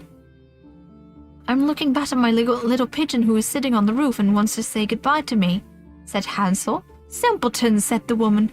"That is not thy little pigeon, that is the morning sun shining on the chimney." Hansel, however, little by little, threw all the crumbs on the path. The woman led the children still deeper into the forest, where they had never been before. Then a great fire was again made, and the mother said, "Just sit there, you children, and when you are tired you may sleep a little. We are going out into the forest to cut wood, and in the evening when we are done, we will come and fetch you away." When it was noon, Gretel shared her piece of bread with Hansel, who had scattered his by the way. Then they fell asleep, and evening came and went, but no one came to the poor little children. They did not awaken until it was dark night, and Hansel comforted his little sister and said, "Just wait, Gretel, until the moon rises. Then we shall see the crumbs of bread which I have strewn around. They will show us our way home again." When the moon came, they set out, but they found no crumbs, for the many thousand of birds which fly around in the woods and fields had picked them all up. Hansel said to Gretel, "We shall soon find the way." But they did not find it. They walked the whole night and the next day from morning till evening, until they did not get out of the forest and were hungry, for they had nothing to eat but 2 or 3 berries which grew on the ground. Well, that's going to be poisonous. Hansel's big brain. Well, there is a fairy tale called A Clever Hansel as well. And they were so worried that their legs could carry them no longer. So they lay down beneath a tree and fell asleep. It was now 3 mornings since they had left their father's house. They began to walk away again, but they got deeper into the forest. And it did not help, and if help did not come soon, they must die of hunger and weariness. When it was midday, they saw a beautiful snow-white bird singing on a bough, which sang so delightfully that they stood still and listened to it. And when it had finished its song, it spread its wings and flew away before them, and they followed it until it reached a little house, on the roof which it alighted. And when they came quite to the little house, they saw that it was built out of bread and covered with cakes, but that the windows were of clear sugar. "We must set to work on that," said Hansel, "and have a good meal. I will eat a bit of the roof, and thou, Gretel, can eat some of the window. It will taste sweet." Hansel reached up above and broke off a little of the roof to try how it tastes. Gretel leaned against the window and nibbled at the panes. Then a soft voice cried from the room, "Nibble, nibble, gnaw, who's nibbling on my little house?" the children answered. The wind, the heaven-born wind. And went on eating without disturbing themselves. Hansel, who thought the roof tasted very nice, tore down a piece of it, and Gretel pushed out the whole of one round window pane, sat down and enjoyed herself with it. Suddenly the door opened, and a very, very old woman who supported herself on crutches came creeping out. Hansel and Gretel were so terribly frightened that they let fall what they had in their hands. The old woman, however, nodded her head and said, "Oh, you dear children, who has brought you here? Do come in and stay with me. No harm shall happen to you." She took them both by the hand and led them into her little house. Then good food was set before them, milk and pancakes with sugar, apples and nuts. Afterwards 2 pretty little beds were covered with clean white linen, and Hansel and Gretel laid down in them and thought they were in heaven. The old woman had only pretended to be so kind. She was in reality a wicked witch. Oh, wicked witches? I like those. Who lay in wait for children and had only built the little bread house in order to entice them there. When a child fell into her power, she killed it, cooked it, and ate it. And that was a feast day with her. Witches have red eyes and cannot see far, but they have a keen scent like the beasts, and they are aware of when human beings draw near. When Hansel and Gretel came into her neighborhood, she laughed maliciously and said mockingly, "I were awake. I have them. They shall not escape me again." Early in the morning, before the children were awake, she was already up, and she saw both of them sleeping and looking so pretty. With their plump red cheeks, she muttered to herself, "That will be a dainty mouthful." Then she seized Hansel with her shriveled hand, carried him into a little stable, and shut him in with a grated door. He might scream as he liked, but that was of no use. Then she went to Gretel, shook her till she awoke, and cried, "Get up, lazy thing, fetch some water and cook something good for thy brother. He is in the stable outside, and is to be made fat. When he is fat, I will eat him." Gretel began to weep bitterly, but it was all in vain. She was forced to do what the wicked witch ordered her. And now, the best food was cooked for poor Hansel, but Gretel got nothing but crab shells. Every morning the woman crept to the little stable and cried, "Hansel, stretch out thy fingers so I may feel if thou wilt soon be fat." Hansel, however, stretched out a little bone to her, and the old woman, who had dim eyes, could not see it, and thought it was Hansel's finger. I was astonished that there was no way of fattening him. When 4 weeks had gone by and Hansel still continued thin, she was seized with impatience and could not wait any longer. "Hola, Gretel," she cried to the girl. "Be active and bring some water. Let Hansel be fat or lean tomorrow." Let me repeat that sentence. You're welcome, Lau. "Let Hansel be fat or lean. Tomorrow I will kill him and cook him." Ah, how the poor little sister did lament when she had to fetch the water, and how her tears did flow down her cheeks. "Dear God, do help us," she cried. "If the wild beasts in the forest had but devoured us, we should at any rate have died together. Just keep thy noise to thyself," said the old woman. "All that won't help thee at all." Early in the morning, Gretel had to go out and hang up the cauldron with the water and light the fire. "We will bake first," said the old woman. "I've already heated the oven and kneaded the dough." She pushed poor Gretel out of the oven, in which flames of fire were already darting. "Creep in," said the witch, "and see if it is properly heated, so that we can shut the bread in." And when once Gretel was inside, she intended to shut the oven and let her bake in it. And then she would eat it too, but Gretel saw that what she had in her mind and said, "I do not know how I am to do it. How do you get in?" "Silly goose," said the old woman. "The door is big enough. Just look, I can get in myself." And she crept up and thrust her head into the oven. Then Gretel gave her a little push that drove her far into it, then shut the iron door and fastened the bolt. Oh! Then she began to howl greatly, but Gretel ran away, and the godless witch was miserably burned to death. Gretel, however, ran as quick as lightning to Hansel, opened his little stable, and cried, "Hansel, we are saved. The old witch is dead. Then Hansel sprang out like a bird from his cage when the door was opened for him. How did they rejoice and embrace each other and dance and kiss and love each other very much. And as they had no longer any need to fear her, they went into the witch's house, and in every corner there stood a chest full of pearls and jewels. These are far better than pebbles, said Hansel, and thrust into his pockets whatever he got in. And Gretel said, I too will take something home with me, and filled her pinafore full. But now we will go away, said Hansel, that we may get out of the witch's forest. When they had walked for 2 hours, they came upon a great piece of water. We cannot get over it, said Hansel. I see no footplank and no bridge, and no boat crosses either, answered Gretel. But a white duck is swimming there.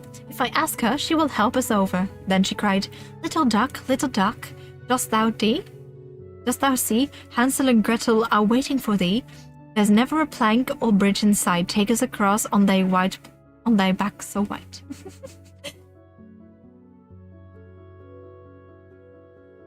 Duck came to them, and Hansel seated himself on his back and told his sister to sit by him. No, replied Gretel, that will be too heavy for the little duck. We shall take us across one after the other. The good duck did so, and when they were once safely across and had walked for a short time, the forest seemed to be more and more familiar to them, and at length they saw from afar their father's house. Then they began to run and rushed into the parlor, and then threw themselves into their father's arms. The man had not known one happy hour since they had left the children in the forest. The woman, however, was dead. Gretel emptied her pinafore until pearls and precious stones ran about the room. And Hansel threw one handful after another out of his pocket to add on to them. Then all anxiety was at an end, and they lived in perfect happiness. My tale is done. There runs a mouse. Whoever catches it may make himself a big fur cap out of it. And that's the fairy tale of Hansel and Gretel. Y'all are quite, that's quite a good fairy tale, isn't it?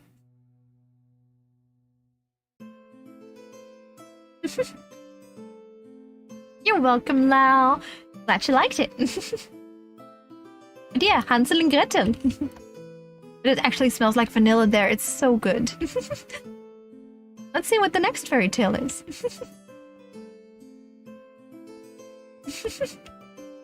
And here's another very good fairy tale. I'm glad y'all enjoyed it. Thank you very much. Here's the fairy tale of Mother Holle. I'll explain it in a little bit.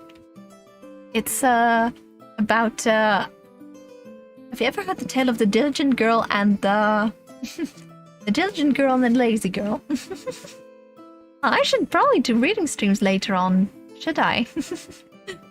Well, I should probably get a little bit more practice in first.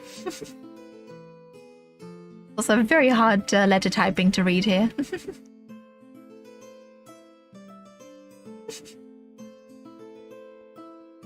If you really want a park playthrough, I'll consider it.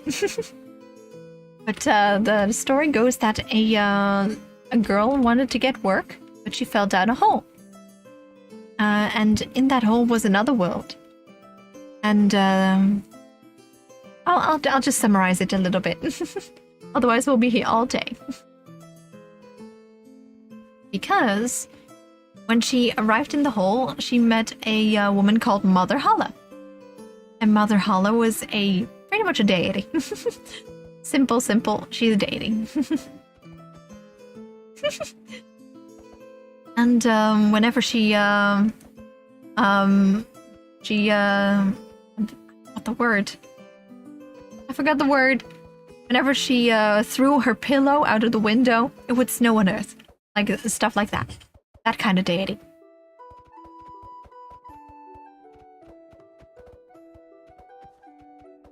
There we go.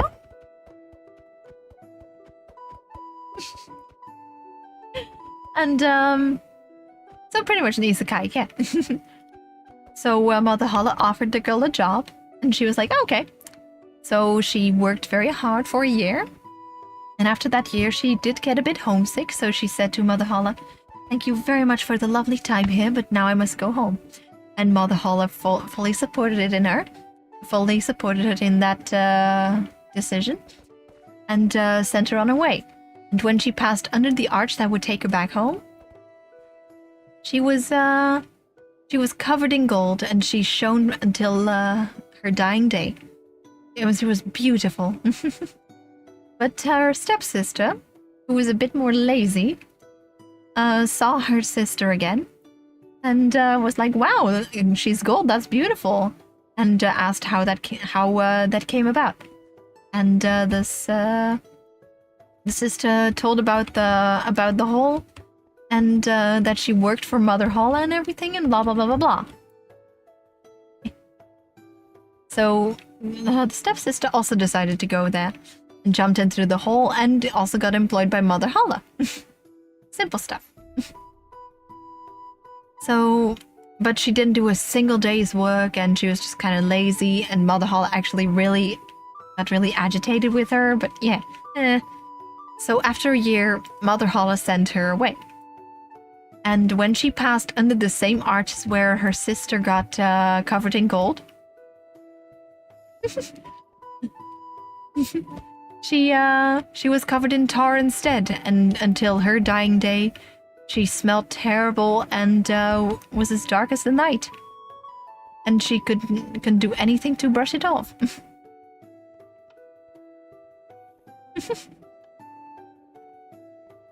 Quite a weird fairy tale.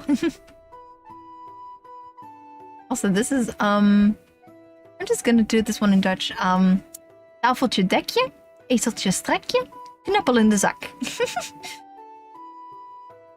Pretty much a magic table that sets itself gets stolen. Then a donkey that shits gold also gets stolen. That's this one. Look, if I go over here, the donkey will scream. And boom. It'll spawn gold. And that's the bat. That's the magic bat.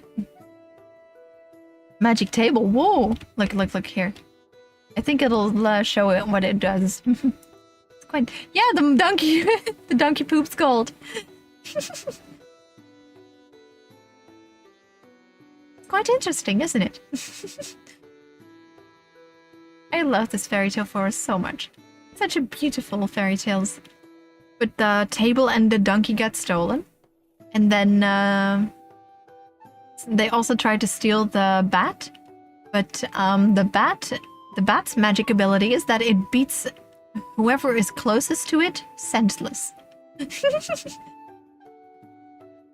So when the bat got stolen by the same person who stole the donkey and the table, he got beaten senseless and could easily be told who it was. Pardon me?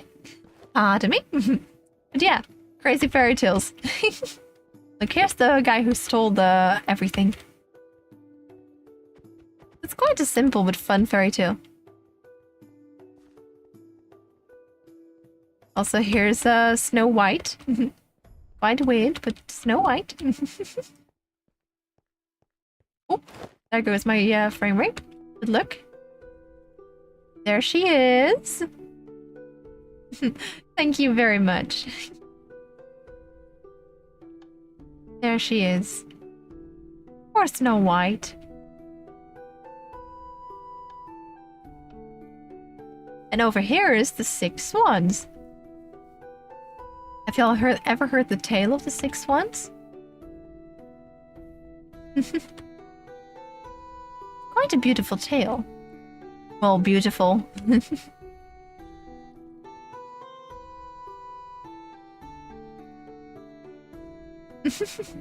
Yeah, Snow White's also there. This whole park is just filled with fairy tales. It's so cute.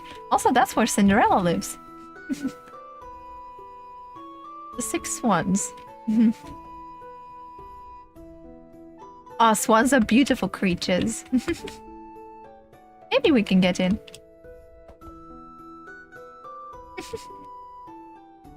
Maybe we can ride it.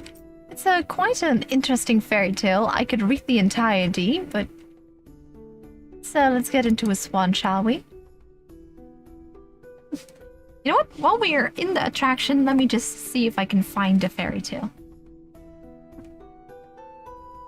Maybe I have it here. I think I do, actually. Faithful John, a good bargain. 6 ones. 172.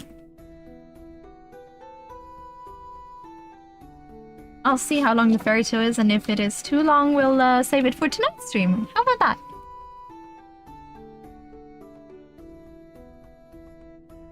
That's 1, 2, 3, 4 pages. We could do that. We could do that. It's actually really cute. Well, it's not cute. I'll read it to y'all in a little bit. we could still go.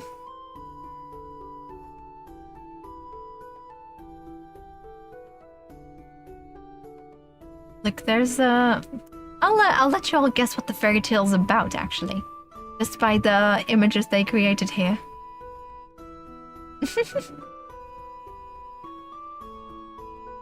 Also, once I hit, I think I'm gonna make a milestone on this channel that if I reach a certain number of subscribers, I will read the entirety of The Wizard of Oz. How's that sound?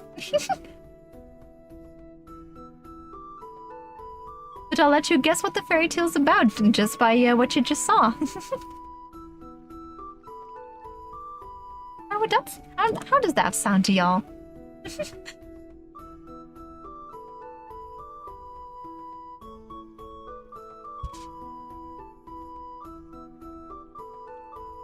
Also, when I start with one Wizard of Oz book, there are 15. I'll gladly do all of them, to be quite honest. I just really like the Wizard of Oz books, and they're absolutely crazy.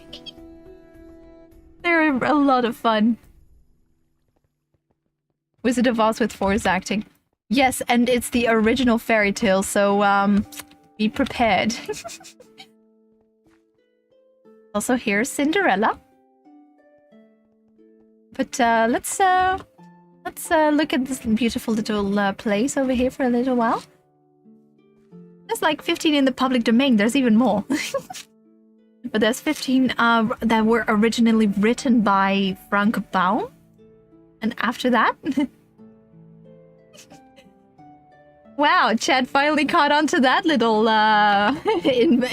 inspiration for me, huh? It took y'all long enough.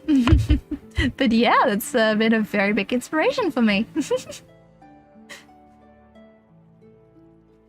But I'll read the fairy tale for y'all.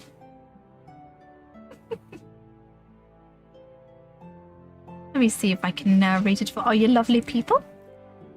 Because it's quite an adventure, let me tell you that much.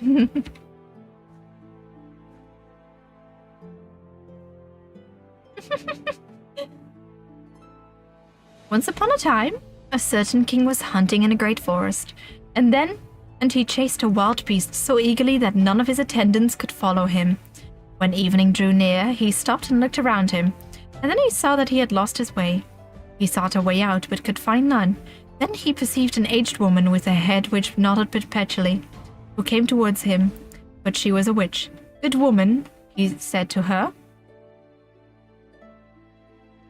"can you not show me the way through the forest?" "Oh yes, Lord King," she answered, "that I certainly can, but on one condition, and if you do not fulfill that, you will never get out of the forest and will die of hunger in it." "What kind of condition is it?" asked the king. "I have a daughter," said the old woman, "who is as beautiful as anyone in the world, and deserves to be your consort. And if you will make her your queen, I will show you the way out of the forest." In the anguish of his heart, the king consented, and the old woman led him to her little hut, where her daughter was sitting by the fire. She received the king as if she had been expecting him, and she saw that she was very beautiful. But still she did not please him, and she could not look at her without secret horror. After he had taken the maiden up on his horse, the old woman showed him the way, and the king reached his royal palace again. where the wedding was celebrated. The king had already been married once, but had by his first wife 7 children, 6 boys and a girl, whom he loved better than anything else in the world.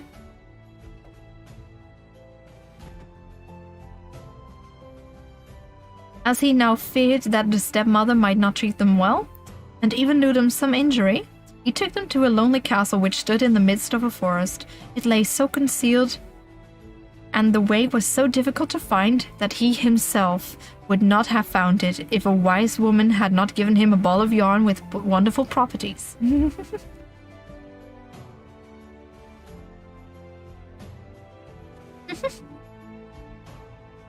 When he threw it down before him, it unrolled itself and showed him his path.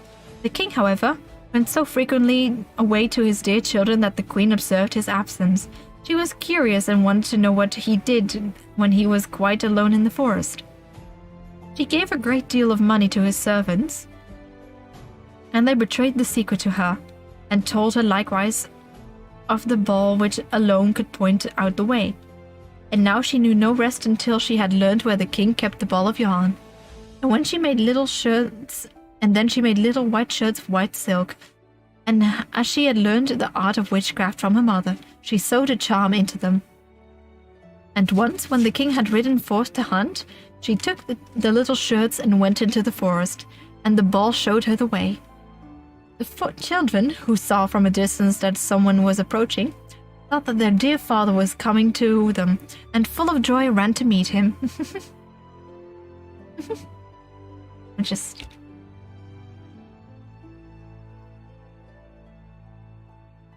There we go. Then she threw one of the little shirts over each of them, and no sooner had the shirts touched their bodies than they were changed into swans, and flew away over the forest. The queen went home, quite delighted, and thought that she had got rid of her stepchildren, but the girl had not run out with her brothers, and the queen knew nothing about her.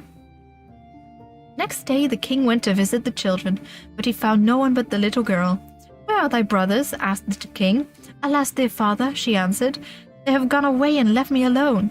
And she told him what she had seen from the little window, how her brothers had flown away over the forest in the shape of swans, and how she showed him the feathers which they had let fall in the courtyard, and which she had picked up. The king mourned, but she did not think that the queen had done this wicked deed, and as he feared that the girl would also be stolen away from him, he wanted to take her away with him. But she was afraid of her stepmother, and entreated the king to let her stay just this one night more in the forest. Poor girl thought, "I can no longer stay here. I will go and seek my brothers." And when night came, she ran away, and went straight into the forest. She walked the whole night long, and the next day without stopping, until she could go no farther for weariness. Then she saw a forest hut and went into it, and she found a room with 6 little beds, but she did not venture to get into one of them, but crept under one, and lay down on the hard ground, intending to pass the night there. Just before sunset, however, she heard a rustling, and saw 6 swans come flying in at the window. They alighted on the ground and blew at each other, and blew all the feathers off, and their swan skins stripped off like a shirt. When the maiden looked at them and recognized her brothers, was glad, and crept forth beneath the bed. The brothers were not less delighted to see their little sister, but their joy was of short duration. "Here canst thou not abide," they said to her. "This is a shelter for robbers. If they come home and find thee, they will kill thee." "But can you not protect me?" asked the little sister. "No," they replied.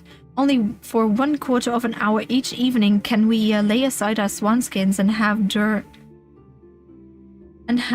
during that time our human form. After that, we are once more turned into swans." The little sister wept and said, "Can you not be set free?" "Alas, no," they answered. "The conditions are too hard. For 6 years thou mayst never speak nor laugh, and in that time thou must sew together 6 little shirts of star wood for us. And if one single word falls from thy lips, all thy work will be lost." And when the brothers had said this, the 1/4 of an hour was over, and they flew out of the window again as swans. The maiden, however, firmly resolved to deliver her brothers, even if it should cost her her life.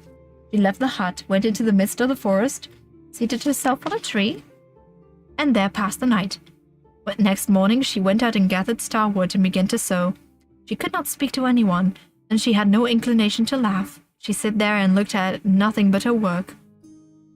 When she had already spent a long time there, it came to pass that the king of the country was hunting in the forest, and his huntsmen came up to the tree on which the maiden was sitting. They called to her and said, "Who art thou?" But she made no answer. "Come down to us," said they. "We will not do thee any harm." She only shook her head. As they pressed her further with questions, she threw her golden necklace down to them, and thought to content them thus. They, however, did not cease. And when she threw her girdle down to them, and as this also was of no purpose, her garters, and by degree everything that she had on her, she could do without until she had nothing left but a shift. The huntsmen, however, did not let themselves be turned aside by that, but climbed the tree and fetched the maiden down and led her before the king. The king asked, "Who art thou? What art thou doing in the tree?" But she did not answer. She put the question in every language that he knew, but she remained as mute as a fish. As she was so beautiful, the king's heart was touched, and he was smitten with great love for her. He put his mantle on her, took her before him on his horse, and carried her to his castle. Then he caused her to be dressed in rich garments, and she shone in her beauty like bright daylight, but no word could be drawn from her. He placed her by his side at table, and her modest bearing and courtesy pleased him so much that he said, "She is the one whom I wish to marry, and no other woman in the world." And after some days he united himself to her. The king, however, had a wicked mother who was dissatisfied with this marriage, and spoke ill of the young queen. "Who knows," said she, "from whence the creature who can't speak comes? She is not worthy of a king." After a year had passed, when the king had brought her first child into the world, the old woman took it away from her and smeared her mouth with blood as she slept. Then she went to the king and accused the queen of being a man-eater. The king would not believe it, and would not suffer anyone to do her any injury. She, however, sat continuously sewing at the shirts, and cared for nothing else. The next time, when she again bore a beautiful boy, the false stepmother used the same treachery, but the king could not bring himself to give credit to her words. She said, "She is too pious and good to do anything of that kind. If she were not dumb and could defend herself, her innocence would come to light." But when the old woman stole away the newly born child for the third time, and accused the queen, who did not utter a single word of defense,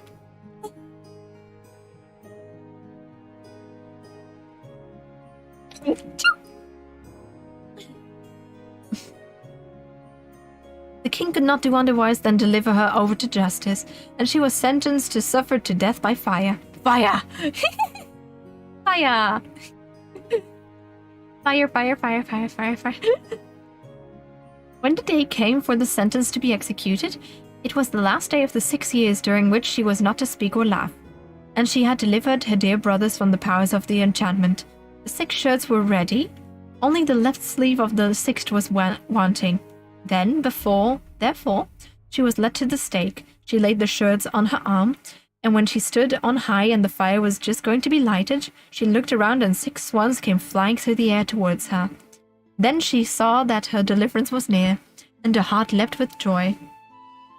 The swans swept towards her and sank down so that she could throw the shirts over them, and as they were touched by them, their swan skin fell off, and the brothers stood in their own bodily form before her, and were vigorous and handsome. The youngest only lacked his left arm, that had in the place of it a swan's wing on his shoulder. They embraced and kissed each other, and the queen went to the king, who was greatly moved, and she began to speak and said, "Dearest husband, now I may speak and declare to thee that I am innocent, and falsely accused." And then she told him of the treachery of the old woman, who had taken away her 3 children and hidden them. Then, to the great joy of the king, they were brought thither, and as a punishment, the wicked stepmother was bound to the stake and burned to ashes. But the king and the queen with their 6 brothers lived many years in happiness and peace. The end. Swan Bros! Imagine having a swan wing. That's pretty awesome, not gonna lie. Well, that would be awesome. You know what? I'm not even going to ask. I'm not even going to ask.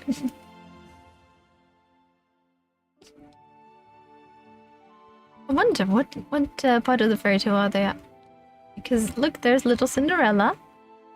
It's an entire audio show, so it's not that interesting to look at, I think. Oh look, there's Cinderella. She's getting the glass slipper fitted. Aww, that's cute.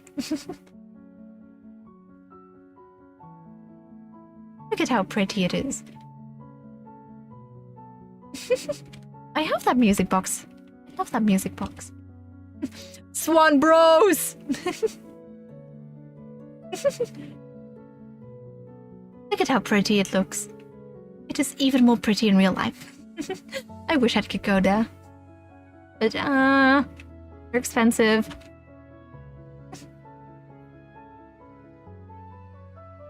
Hi, alien! Welcome back! Like, that was Cinderella, and I think you all know the story of Cinderella. Also, here's the story of the Golden Ball and the Frog Prince. There goes the ball. So cute, isn't it?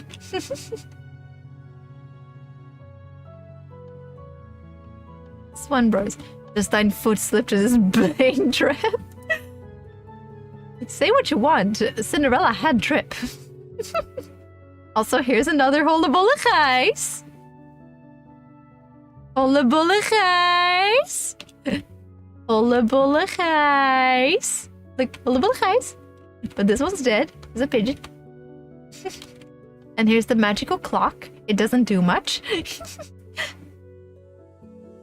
And now one of my favorite fairy tales from this forest. Cinderella got the drip. The Indian Water Lilies. A story written by the Queen of Belgium with a German composer in a Dutch theme park with music called African Beat. And it's just a big old Mr. Worldwide. It's his tombstone. He died. We can go into the show. It's quite cute. Look, the fairy tale goes as follows. It's not in the Grimm's fairy tale book, unfortunately, because it is written by the Queen. Magical clock. It doesn't do much. But the fairy tale goes that a long time ago, the moon goddess and the star pixies went to dance on Earth, as they did every night on the water. But at one night, a bunch of the fairies refused to go back to the sky. So the witch cursed them to become water lilies, and now every night, when the moon is shining, the lilies will open up and the fairies will be allowed to dance a bit more. And it's quite cute. Also, there's always a random Deus Ex witch in these stories.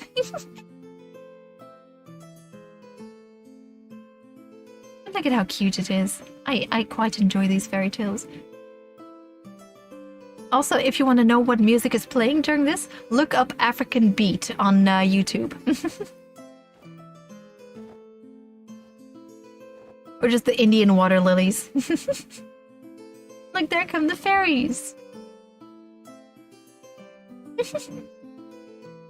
They're so cute, aren't they?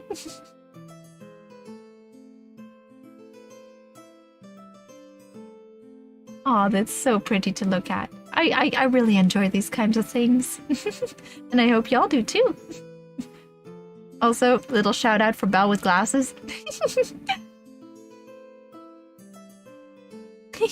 Look at him. He's such a big nerd. It's so pretty to look at, isn't it? They're dancing. It's really cute. It's even cuter in real life. Look at how sweet. Yeah, yeah, Belle has glasses too. Look at him. Look at him. Look at him. Look at him.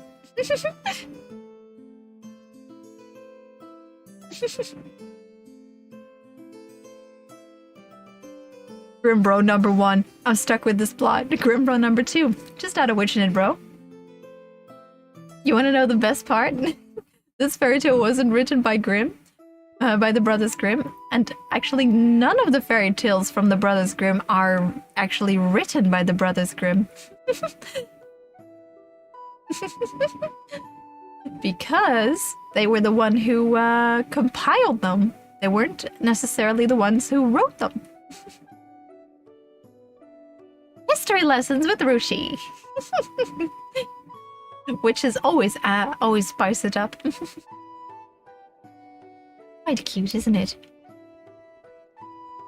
I actually might keep a couple of fairy tales hidden for the evening tour. The Brothers Grimm were... That scared me. Also, here's a little theater. They do a little show sometimes. It's really cute. I'd never go to them. I'm always too busy with the other ones. But yeah, they were the ones who compiled the fairy tales. So here's the story of Tom Thumb. That's supposed to be the giant. Like that's the giant. From here you can see it better. There's the giant. We should find little Tom Thumb. There we go. Here he comes. Come on, Tom. There he comes. There he is. Oh, lordy, coming. Look at him. Oh, look at him. Little Tom Thumb. It's quite cute. It's so charming. Look at it. It's trying to steal the boots.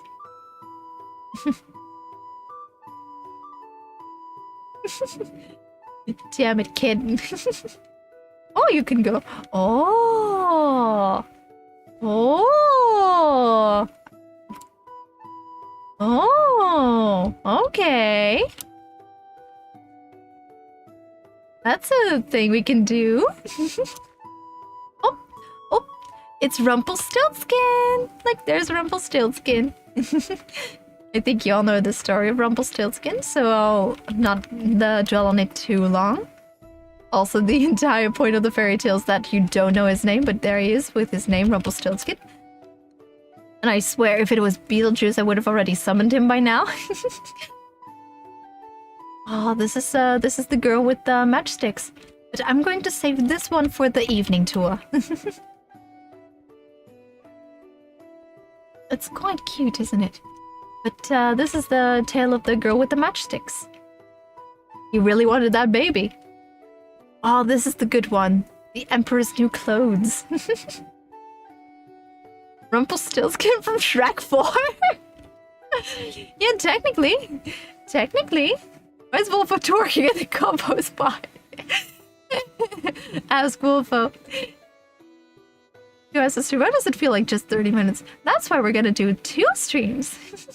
And I actually might do more streams of this server if y'all like it. Yeah, the girl with the matches. It's also because of the matches that I really like the story, but I also just like how melancholy. Emperor's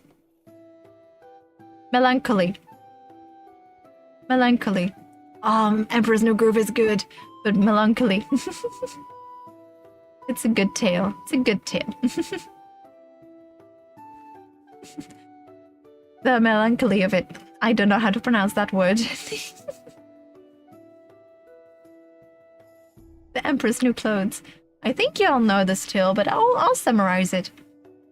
The Emperor was very vain. Like, vain. Cusco! He threw off my groove. And one day, 2 clothes makers come to his house. And said like, hey, we can make you the most beautiful fairy tale. We could make it, no, not the most beautiful fairy tale. The most beautiful dress. Melancholy. Yeah, melancholy. Melancholy. Thank you, Wolfo.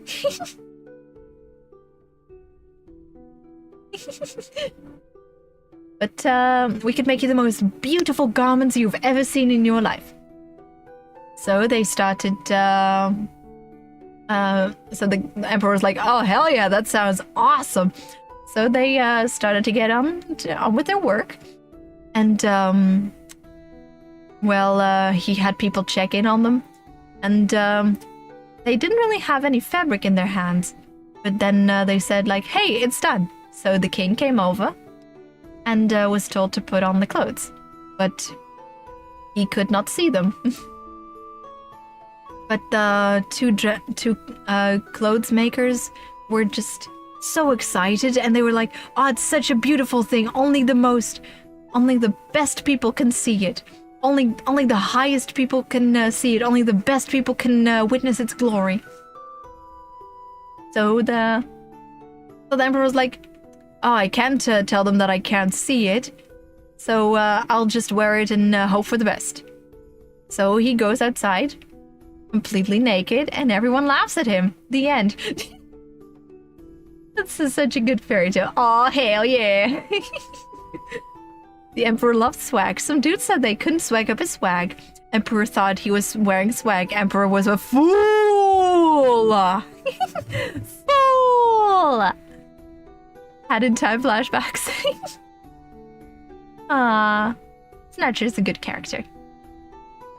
Moral of the story, don't get caught up in drip. Emperor got goofed. Like, there he goes, naked and all. There he goes, he's naked. Up there he goes. That does not help for the imagination. Oh my god. Oh boy. What beautiful clothes you have, Emperor.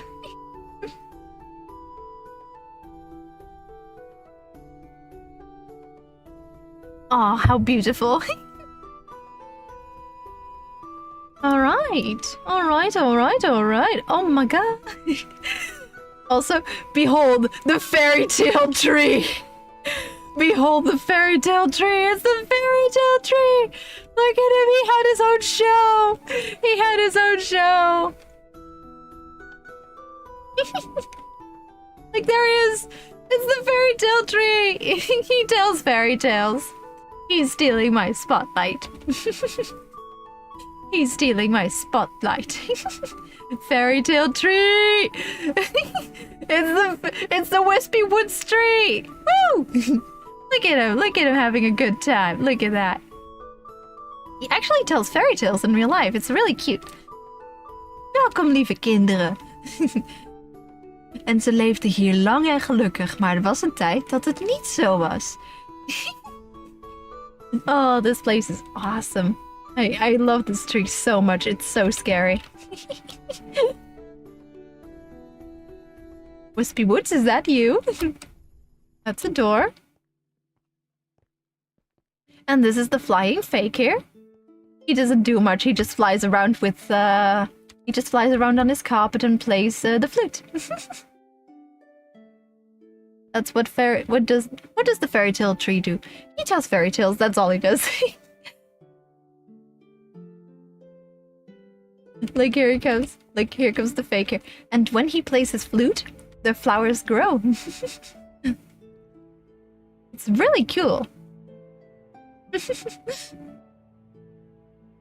Look, there he comes. And he starts playing the flute. And there come the flowers. And they're tulips, by the way.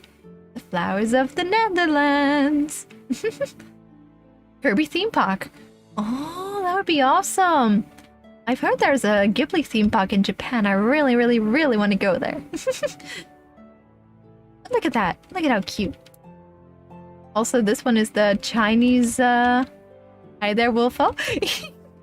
The Chinese hummingbird.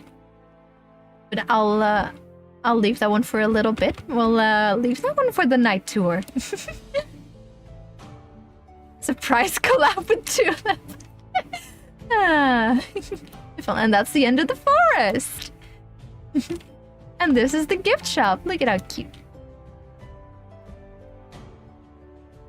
I love Sprookjescraft. It's so cute here. I love it here. You know what? You know what? You know what? I'm going to do one more thing. I'm gonna go on the Monty ride. The Monty ride, you may ask? Yes, the Monty ride. Oh, you want a gift? I can't afford a gift. I'm sorry, Lal. I'm not rich in this game. There's a Mario theme park in Japan as well. Yeah. Oh, this is the Santa Claus plane. Santa Claus! Santa Claus! The original Santa Claus. Look at it. Look at it. Look at it. Look at it. Look at him. Santa. Santa Claus.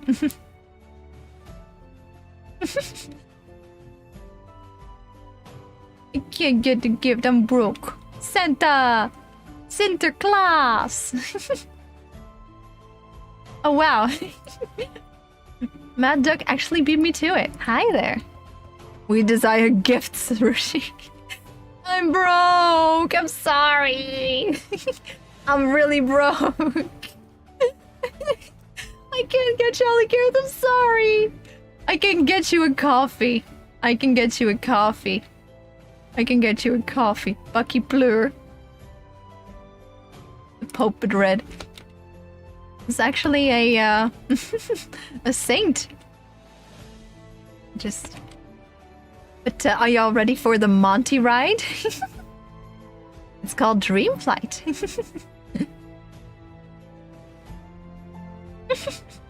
We got a little cup of coffee. Behold, coffee and a flame sword.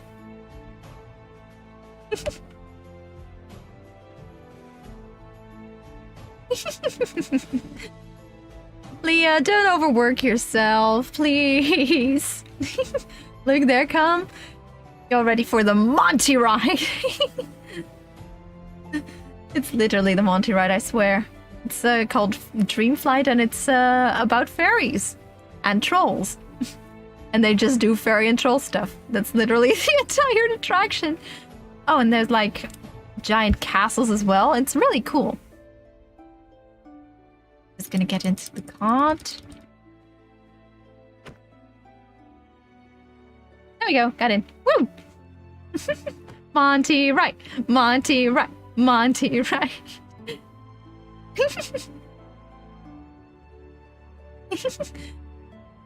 Monty and another VTuber who everyone really likes to bully.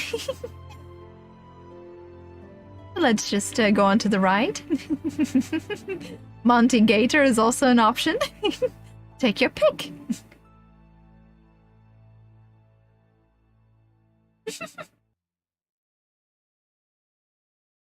Time to ride Monty.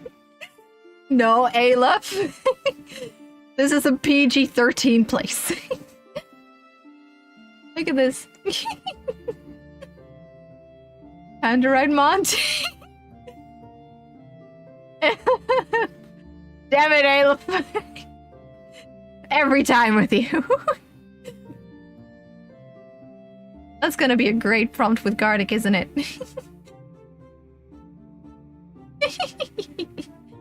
Look at how cute this place is. Slow down there, Aleph. Look at how cute. Look at this. Look at this. Yes, you were, Aleph. Don't hide it. There's two types of attractions. Look at how cute this is. Monty Ride and Monty Golf. Look at this. Look at how cute it is. I like this place.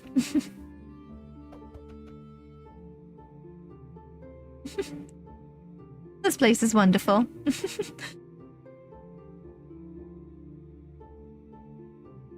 This is awesome. I love this place.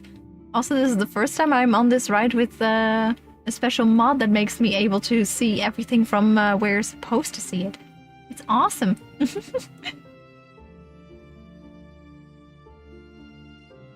If you get that prompt, you have no idea how to draw it. Well, just draw like a stick figure Monty with like an arrow saying bottom. Done. Look at how pretty this looks. It's a bit dark, but look at how cute. It's so sweet. By the power that has been granted to me, I force Rushi to read the first chapter of My Immortal. You know what? You know what? You know what? You know what? If I reach 400 subscribers on this channel, I'll do it. I'll read the first chapter of My Immortal. 400 subscribers, let's go.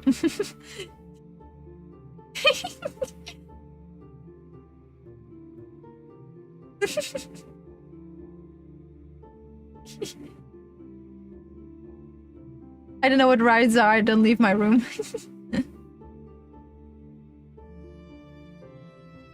Well then, I meant that Steven too, yep.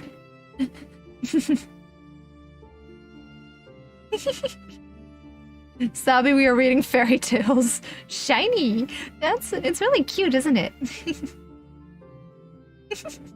The ride's a roller coaster, basically. Look at how pretty. I love shiny stuff. Yeah, me too. Little Bal here does too.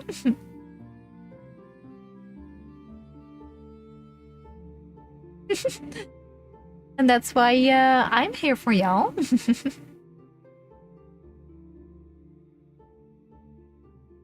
You know what, after this, I think we'll have today's day tour will be finished.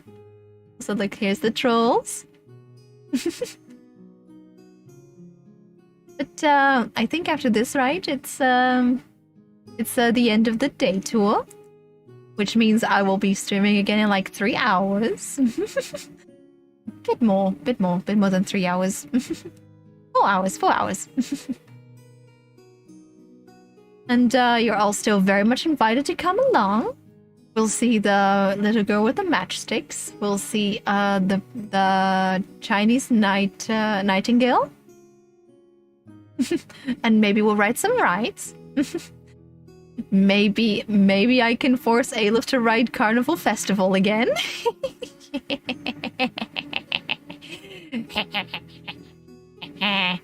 Yes, I could do that.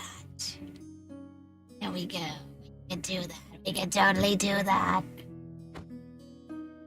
Wouldn't that be a good ride? We play Cards Against Humanity together. Prepare yourself, because I'm a horrible person on that game. I have played that with Mephi at one point. It was fun. It was terrible, but fun. I sometimes make like custom packs for Cards Against. It's great. Yay, Aleph in pain. Then I will not ride the ride. I will just force him to ride the ride and be in a call with me. And I'll let y'all enjoy. I'll let y'all enjoy his reaction to the ride. Cards Against Humanity, the worst card game to ever be created. Well, the best in my opinion, but also the worst. It brings out the worst in every person.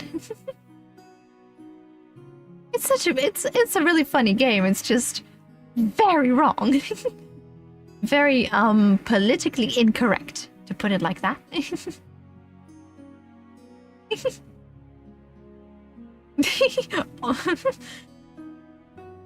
That was a nice ride, wasn't it? Also, if you can find it, I highly recommend finding the soundtrack of the Efteling. It is gorgeous. And I should actually find a way to make like the audio client available for viewers, just not available on stream. Because it is beautiful. It is really some of the most beautiful things you've ever heard. Yeah, the worst and best card game to ever exist in the Drizzly. You can't really be morally correct in. If you're morally correct, you lose. That's it. That's it. But isn't this a lovely place? Don't y'all enjoy it very much? I hope y'all enjoy it at least. I quite enjoy it, and I like sharing it with you guys. Thank you very much for that. And I'm very happy that y'all would go with me through this adventure as well.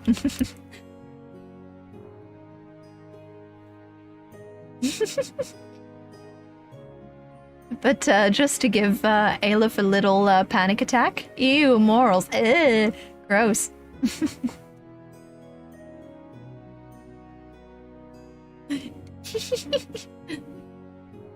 I really want to thank you all for doing that, for being here and watching this. And I'm just gonna give Aleph a heart attack real quick, but after that we're pretty much done. And I'll be back in like 4 hours to stream this place while it's nighttime. And we'll have a beautiful view of this. And I'll probably... And actually, I want to stream this more often, to be quite honest. But if you want to see Aleph having a mental breakdown... yeah, you know what's coming. Here it is, your favorite attraction! Yay! There it is. Look at it. Look at it. This is, this is the place. This is the cursed place. Hey, love, it's your favorite. Yeah, it's clowns. It's a lot of clowns. It's clowns. It's so clowny. It's great. It's so cute and sweet and innocent and nice. It's a really bad feeling. Yeah. And the clown command had forced you to listen to and view in VC. Oh boy. Aw. Y'all. Let me just, which is my sword in?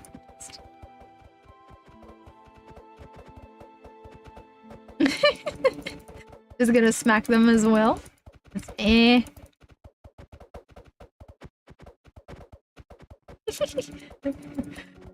Quiet you.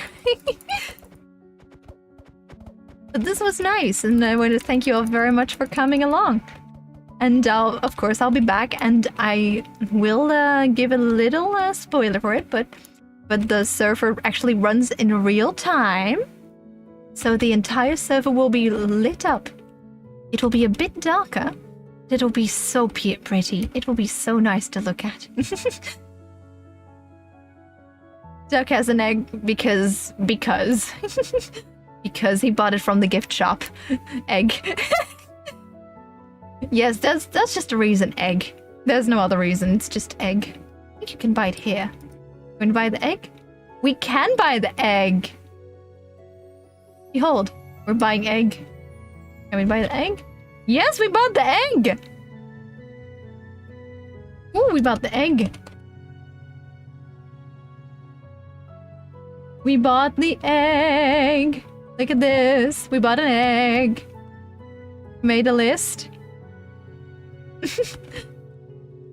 I unfortunately know what tomatoes are, and I'm very scared now. Thanks, Aleph. Thanks. Egg. Egg. Alright. I hope you all enjoyed very much. Wait, let me just properly end the stream for all you lovely people. There we go. We're getting there slowly.